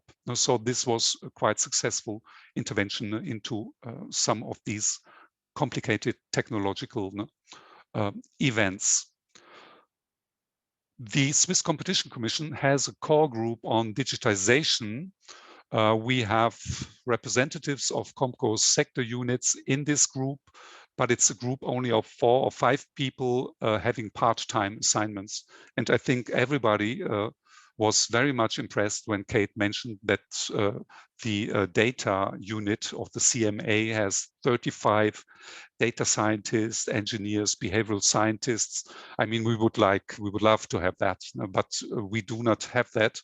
And Kate, you mentioned also that you do your work also in order to have studies which then can be studied by other competition agencies, and you can be sure that many or all of the competition agencies in the world will take your studies into account. And of course, we read your studies as well, including the last one from January. So what we are thinking about at the moment is if we should invest more resources in price observation by web scraping. We don't do it yet, but we are thinking about that. If we should also have more insights into the practice of pricing algorithms in the Swiss economy on the Swiss markets. This would be an interesting thing, and this would lead us to more insights to which we could apply the findings on the more theoretical level. Regarding adjustments to the Swiss legal framework, in Switzerland, we do not have plans for a digital reform of competition law. We know that many countries and many jurisdictions have important reforms of their competition law running. Germany just did a second digital reform of their competition law. We heard about the projects in the European Union with the Digital Markets Act. There are no plans in Switzerland so far, which means at the same time that a special rule on tacit collusion and the problems linked to tacit collusion is not in sight. I mean, our problem was rather that perhaps Swiss competition law sometimes goes less far than, for example, EU competition law. We did not have yet, for example, the ENIC presumption in Swiss law. The ENIC presumption comes from the European Court of Justice, and it regards the concept of concerted practices. A causal connection is presumed once the concertation and the subsequent behavior have been shown, which means that with this presumption, it is easier to prove the existence of a concerted practice. And this will be a very important point also for the problem of algorithms, because when it comes to coordination via algorithms, I think the category of concerted practices will be a very important one. And so every measure will be welcomed, which makes proving concerted practices easier. And apparently now the Swiss Federal Supreme Court in this case concerning Orlist which is about to be published, will confirm that Swiss competition law will take over this ENIC presumption, this presumption of a causal link, once you have proven concertation and a subsequent behavior. My last point is the screening tool, and that we heard also in the presentations before. Algorithms are not only used by firms, algorithms are also used by the authorities, and the Swiss Competition Commission had a very active role in elaborating a screening tool. It's part of a long-term strategy against bid rigging since 2008. Our screening tool is based on statistical methods taking into account variance and relative distance of bids submitted in a procurement procedure. Experience tells us that the distance between the winning bid and the losing bids is much higher in cartelized markets than in competitive markets. And this and some other factors are at the heart of our screening tool. It is very important to stress that the screening tool is an instrument to observe markets and to launch an investigation once you have found suspicious patterns of bids. It's not an instrument for us to prove a cartel. And so we have one case which we discovered thanks to our screening tool. It's the Seegaster case. And there, for the first time, the trigger of the investigation was not a whistleblower, was not a lenient applicant, but was this ex-ante statistical analysis of tender data based on our screening tool. And the investigation then confirmed the conclusion of the screening tool, but we found, and thanks to house searches, etc., we found evidence which allowed us to prove the existence of a cartel. Our challenge is, with respect to the screening tool, to stay up to date. Now there is a lot of research on screening tools and many competition authorities do it. And of course, the other side reacts to the existence of screening tools. So if you do not have a top-notch, up-to-date screening tool, it won't work any longer. So we have to stay up to date, and that's our challenge. We try to remain there at the forefront. One very encouraging news for us is that it's not only the competition authority which uses the screening tool. Now some procurement offices do their own screening of bids. So this is very important for the prevention of cartels, because it's now the procurement offices themselves that try to see if the bids are the result of a cartel. And of course, this comes in much earlier than the intervention of a competition authority with these long procedures. And I think this is a very good development. And so we should encourage the use of these tools, of these algorithmic tools, not only by competition authorities, but also by other authorities, including the procurement offices. So having said this, now I hand over back to you, Peter. Thank you very much, Andreas, for this very concise overview on the not so small body of case law and practical experience and enforcement experience in Switzerland. Especially, of course, the bid rigging screening tool is quite an impressive piece of work. And also interesting the turtle and hedgehog dynamics that you mentioned that may develop now, right? So enterprises reacting to the tools, and then it's going to be a race. So we'll see where this is headed. And also for the Swiss community today, very important news that the Swiss Federal Supreme Court has actually endorsed the ENIC presumption. So that's important legal news for Switzerland. Right, so that was so much content that it did take us a little longer than expected to go through all of this. I'd still suggest we take at least 15 minutes or so for questions if speakers agree to this. If you have time, I think it would be wonderful to discuss at least a little bit. And as a first intervention flag to me, I have Michal Gall, who is of course a very important expert in the matter as well, and who will actually be a keynote speaker at our third workshop in the series on consumer impact. So Michal, please, floor is yours. Well, thank you so much. This was fascinating. Thank you all. I mean, I've learned so much and the presentations were superb. Let me give, I have just a few comments. I mean, I have a lot of comments. Let me give a few that I think, might, take us to different places. Kate, you so nicely created this, the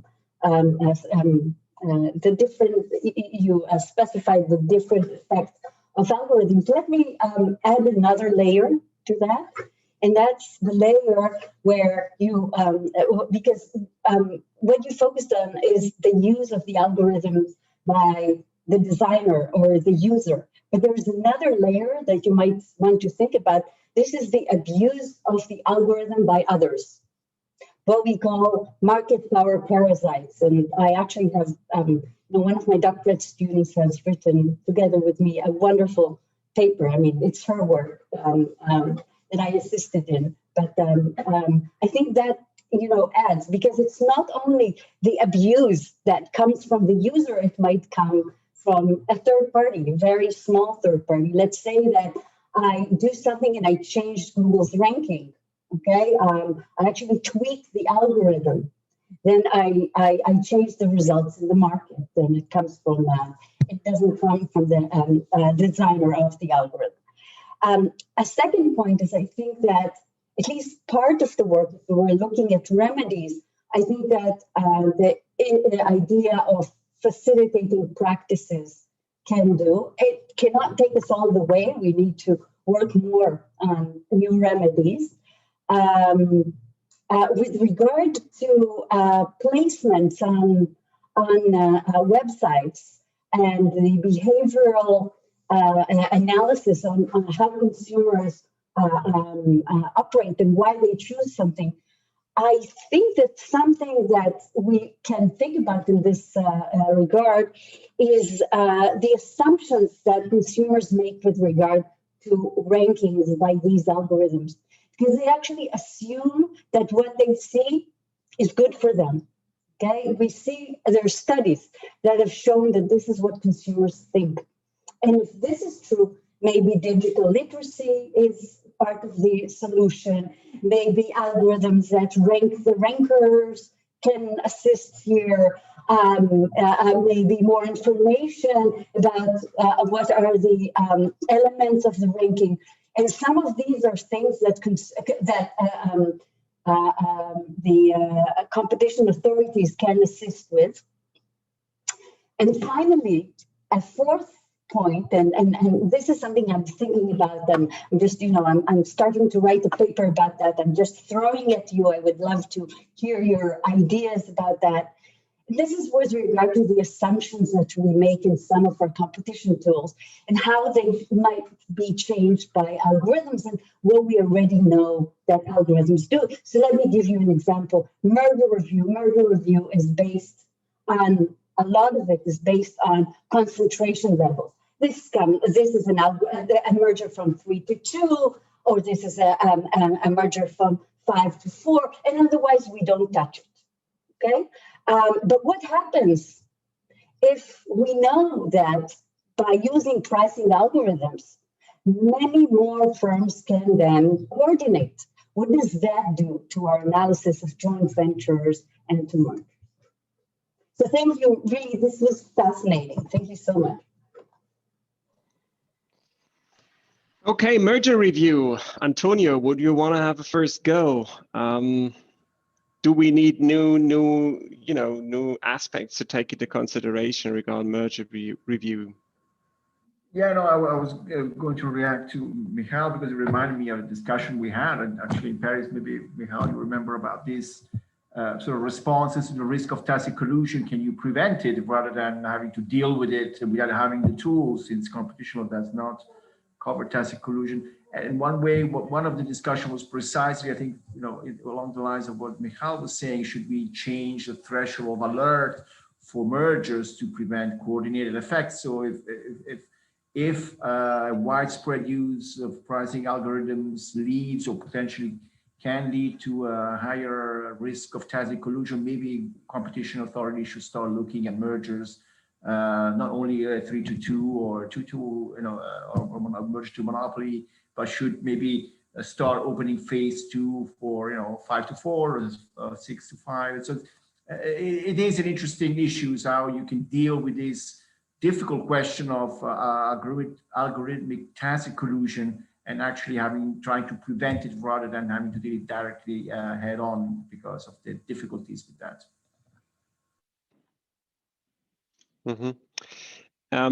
I take shamelessly, I take the liberty of the moderator to ask 2 questions. The first one is to Kate, and the second one is to Andreas and Thomas, and then I have one for Achim, but I reserve that in order not to take, to occupy too much time. So, Kate, so when you read the literature, including your study from the CMA, you always read it would be good to have some, standards for how to design algos, to give undertakings some form of guidance on how they should design their algorithmic tools, and this design should be, pro-competitive and non-discriminatory and so on, right? So pro-competitiveness by design and such things. And this is all, very convincing, and I wrote it myself. So it's not, I can't blame anybody else. But in the end, are we getting any nearer to this? So sometimes I have the feeling, we keep repeating this suggestion for years now. And as a lawyer, I'm certainly not in a position to say anything smart on how to design algorithms or how to give guidance on this. So you as also from a technical side, an expert, are we getting anywhere with this, or is it just the ever same, hopeful, nice wish that we keep repeating? And if we are not as far advanced as we should be, how to move about? So yeah, there is a plethora of guidance actually out there, particularly when you kind of move more into the kind of, we're not really thinking so much about competition. Consumer, you're thinking more widely, right? So how do you design your algorithm, your AI, so that it's that you deal with bias, so that you can explain it, and all so that it's fair. All of these things come up again and again in the AI community. I think the problem is that often whether it's appropriate use is very specific to the use case. So it's actually really difficult to make these very generalized kind of rules and things, because in the end, it's about like exactly where are you applying it and what are you making decisions based on? What do you care about when you think about fairness? And, because often that's about whether you care more about the false positives or the false negatives, and it becomes very specific to the case that you're thinking about. So it's much harder to kind of get from that generalized kind of concepts to actually in practice, how does this happen? When we're thinking about, in the future, well, how would you start to try and do some kind of, auditing or like making sure that kind of, standards are kept to? I think you can still have agreed standards at a higher level, but then the gap needs to be filled, I think, by probably some sort of external auditors, or that can go in and have some sort of stamp of approval for what they're applying, or something like that, because obviously it's also a huge market, and as algorithms are used across the entire market, it's not something that we as regulators are going to be able to go in, right, and kind of like look at every single application of that. So the standards might be about how others would apply that to kind of get this kind of accreditation or something, but it's about the principles that they need to look at in that very particular case. Right. So you think about like a two-layer system where authorities give more general guidance and have some sort of I don't know, certification body, auditing body, standard setting body, whatsoever. Yeah, or we audit the auditors. Or something like that. Yeah, which is stakeholder based, market based, and that could, okay, I see. But is there anything like that building up in the UK?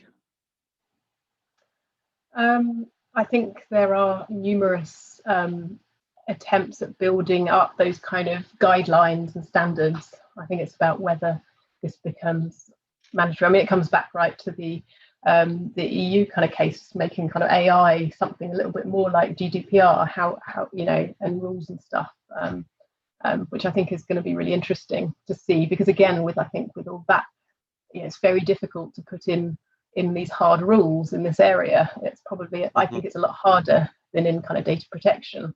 So I think it's really good, because I think otherwise we're not moving forward, right? We're not doing anything if we're not doing it. But I think it's, I think it's difficult, but maybe that's the only way to move forward, is to start trying it, and then we get kind of more people in to try and, work out how in practice it's going to work.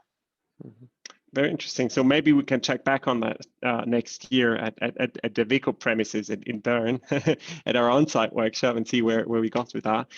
So my question to the two authorities representatives, I found it very interesting what Thomas Kamler told us about that IP service provider case, where apparently I'm not going to ask for any details. This is non-public, but apparently the IT service provider was kind of a normal guy, maybe not particularly large, not particularly involved in any collusive strategy. And apparently the commission took something like, a pragmatic approach in terms of erect those Chinese walls and it's going to be fine.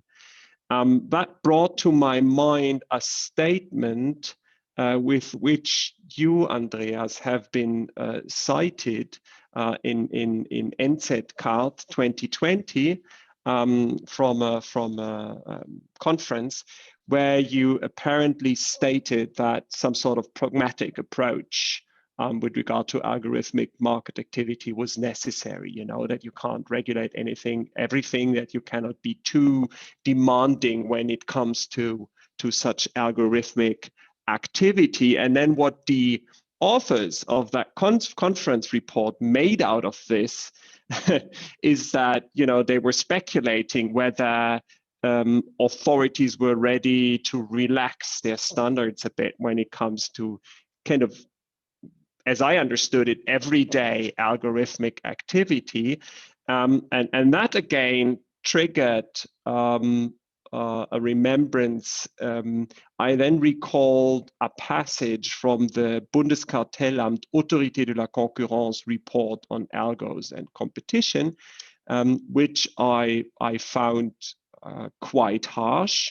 And I think, Andreas, we discussed briefly on this at the Fribourg Competition Law Conference in 2019. So where the Bundeskartellamt and the Autorité de la Concurrence actually said, even if several undertakings use the same publicly available data to somehow train their algorithms, and this leads to some alignment of the outcome of the algorithmic activity, this may already be collusion. And I found that pretty harsh, because for smaller guys, I'm not talking about the GAFAMs here, but for the smaller guys, they need to employ those algorithmic tools to stay competitive, and they have to buy them from somewhere, or they have to train it somehow. So the bottom line of all I'm saying is, do we need to develop a framework that is very demanding for the large and sophisticated guys, and another framework which is somewhat more pragmatic for the SMEs, for example? Of course, the basic competition law rules will be the same.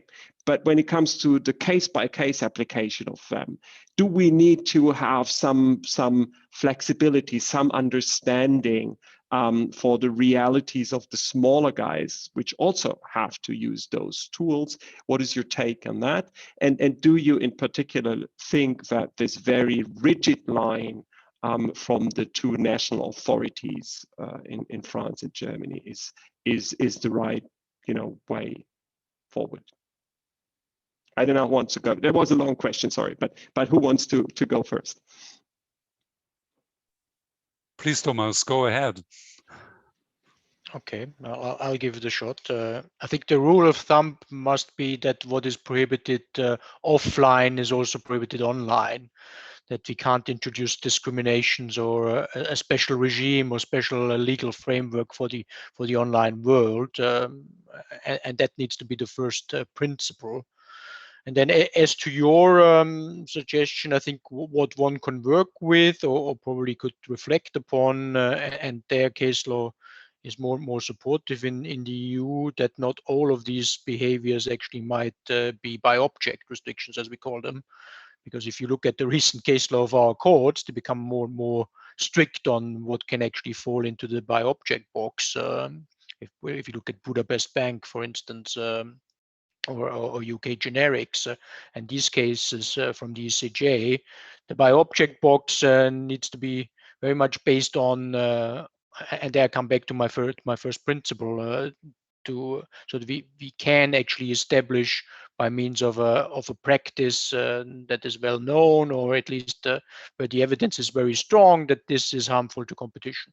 And then that could probably be a way out for this algorithmic collusion type of agreements, where we cannot at the outset establish that there's harm to competition. Then we need to look to the effects, and sometimes the effects will be bigger if bigger companies are involved, and if smaller companies are involved, the effects might be smaller or not existent at all.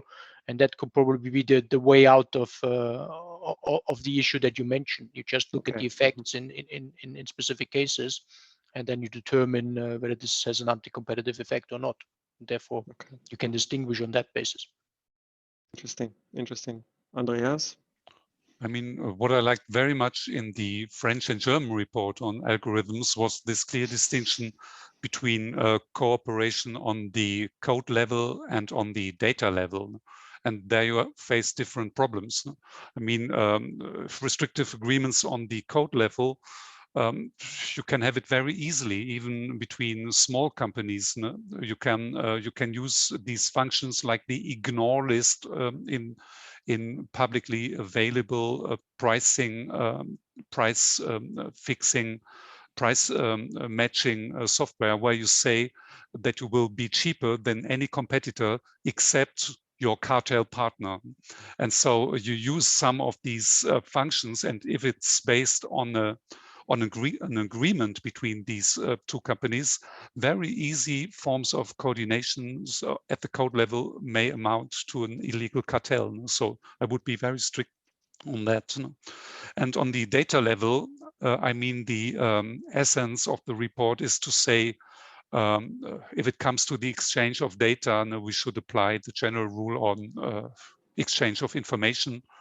We have all these rules. If it's publicly available information, if it refers to past data or to present data, if it's individual or aggregate data, I think cooperation at the data level can be appreciated very much according to these traditional standards of assessment of information exchange. And the last point is, I was always very critical of all these proposals to introduce a general obligation to notify your algorithms to the competition authority.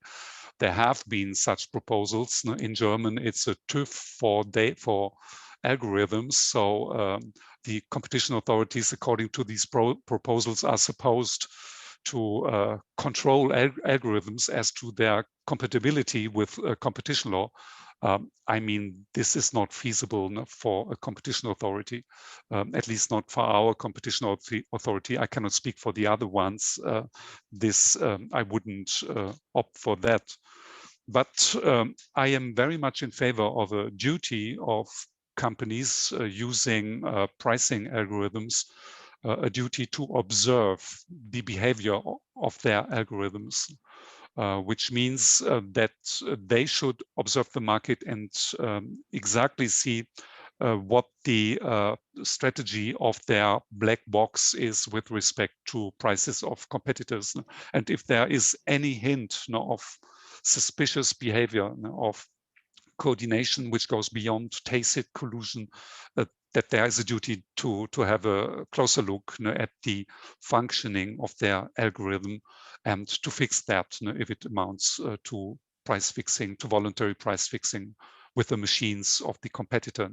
And so I think this is feasible to have these observation obligations once you use pricing software. Mm-hmm. Mm-hmm. Yeah, so maybe they would have to, the smaller guys would have to outsource those observation duties as well. But yeah, so maybe Kate and her team, they could do the ex-ante check of algorithms when they're being filed to the agency before they're being employed. My last question, because I think we could go on for a long time, but we have further sessions, so and we needn't make it too long today. My last question would be to Achim Wambach, and maybe with the response from Thomas Kramler, but I'm not sure.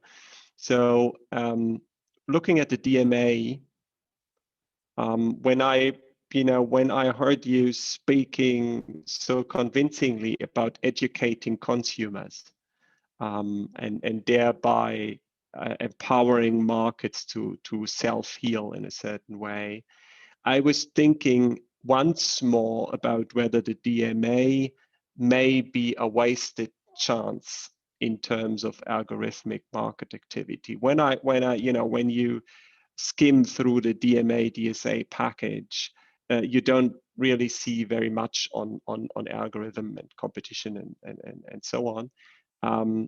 Not even where it comes to self-preferencing rankings, even though we heard today that this is one of the core areas of concern.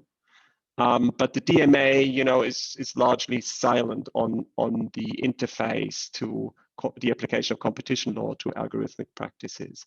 And I couldn't find all that much on educating consumers in the DMA either, right? So it's about giving them information, which makes me always a little skeptical whether more information is going to make the consumer more educated or more apt to deal with these areas and risks. And then, pretty regulatory conduct requirements on the part of for example, gatekeepers. So I don't see all that much of what we discussed today reflected in the DMA approach, and I would, be interested to know what's your view on that, and maybe Thomas Kramler then tells us that all of this is nonsense. What I'm saying in the DMA is the solution, not only to the future of digital markets in Europe, but also to algorithmic market activity. It's a good observation, and we wrote this report in Germany on the Commission Competition Law 4.0, and there were many other reports being written, which are kind of the basis for the DMA. And at least, in Germany, there was in parallel the 10th Amendment to the German law restraint of competition.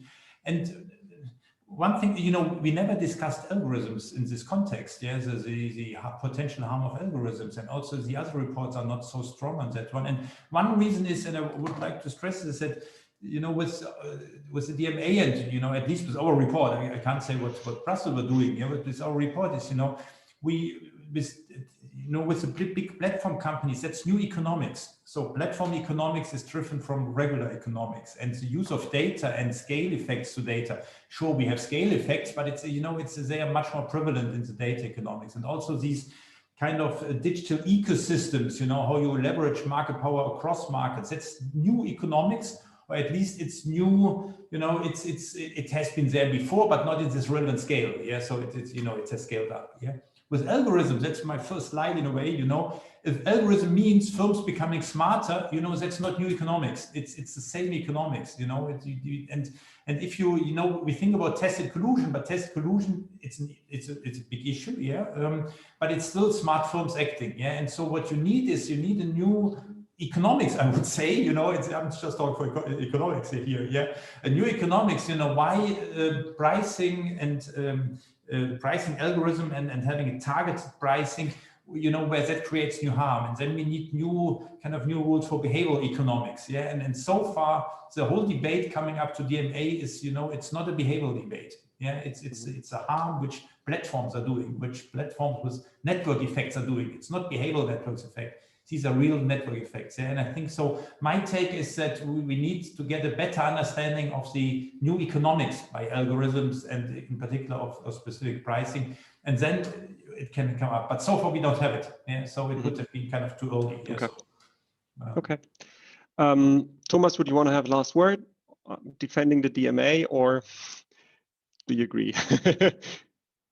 Don't necessarily agree. I mean, you have to keep in mind what the DMA basically set out to do. The DMA is about curtailing gatekeeper power and looking into issues related to gatekeeper. Now, many of the issues, as I've tried to set out with the concrete examples, are actually not gatekeeper related. No, the horizontal collusion issues, the verticals issue, the hub and spoke issues, which we see often in relation to algorithms. All of this is not particularly gatekeeper related. What is gatekeeper related, however, is all of the issues around data.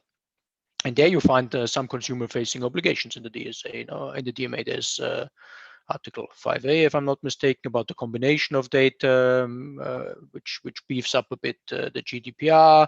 There's the data portability obligation, which also beefs up the GDPR. There's the provisions on pre-installation and that you have to have a choice as a consumer. So there are some consumer-facing obligations in there, but with relation to gatekeepers, I don't think the DMA was ever meant to sort out all problems with algorithms.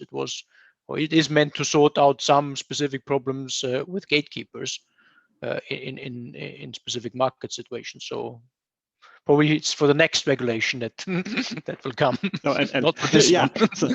so another piece of insular regulation we have here, and fortunately it didn't deal with all the algo aspects, because that leaves us room for continuing our workshop series. With that, I would like to thank the entire audience and very much all speakers for this most interesting afternoon. I think very enriching and forceful. Thanks to you all. To the audience, keep in mind that we will continue the workshop series on May 27th with 3 stars in the field of econ and computer science, Giacomo Calzolari, Joe Harrington, and Christo Wilson, who all have published important papers on algorithmic market activity. Hope to see you then. Until that, stay safe and well in spite of the pandemic. And yeah, hope to see all of you soon. Thanks again to the speakers. That was great. Bye-bye.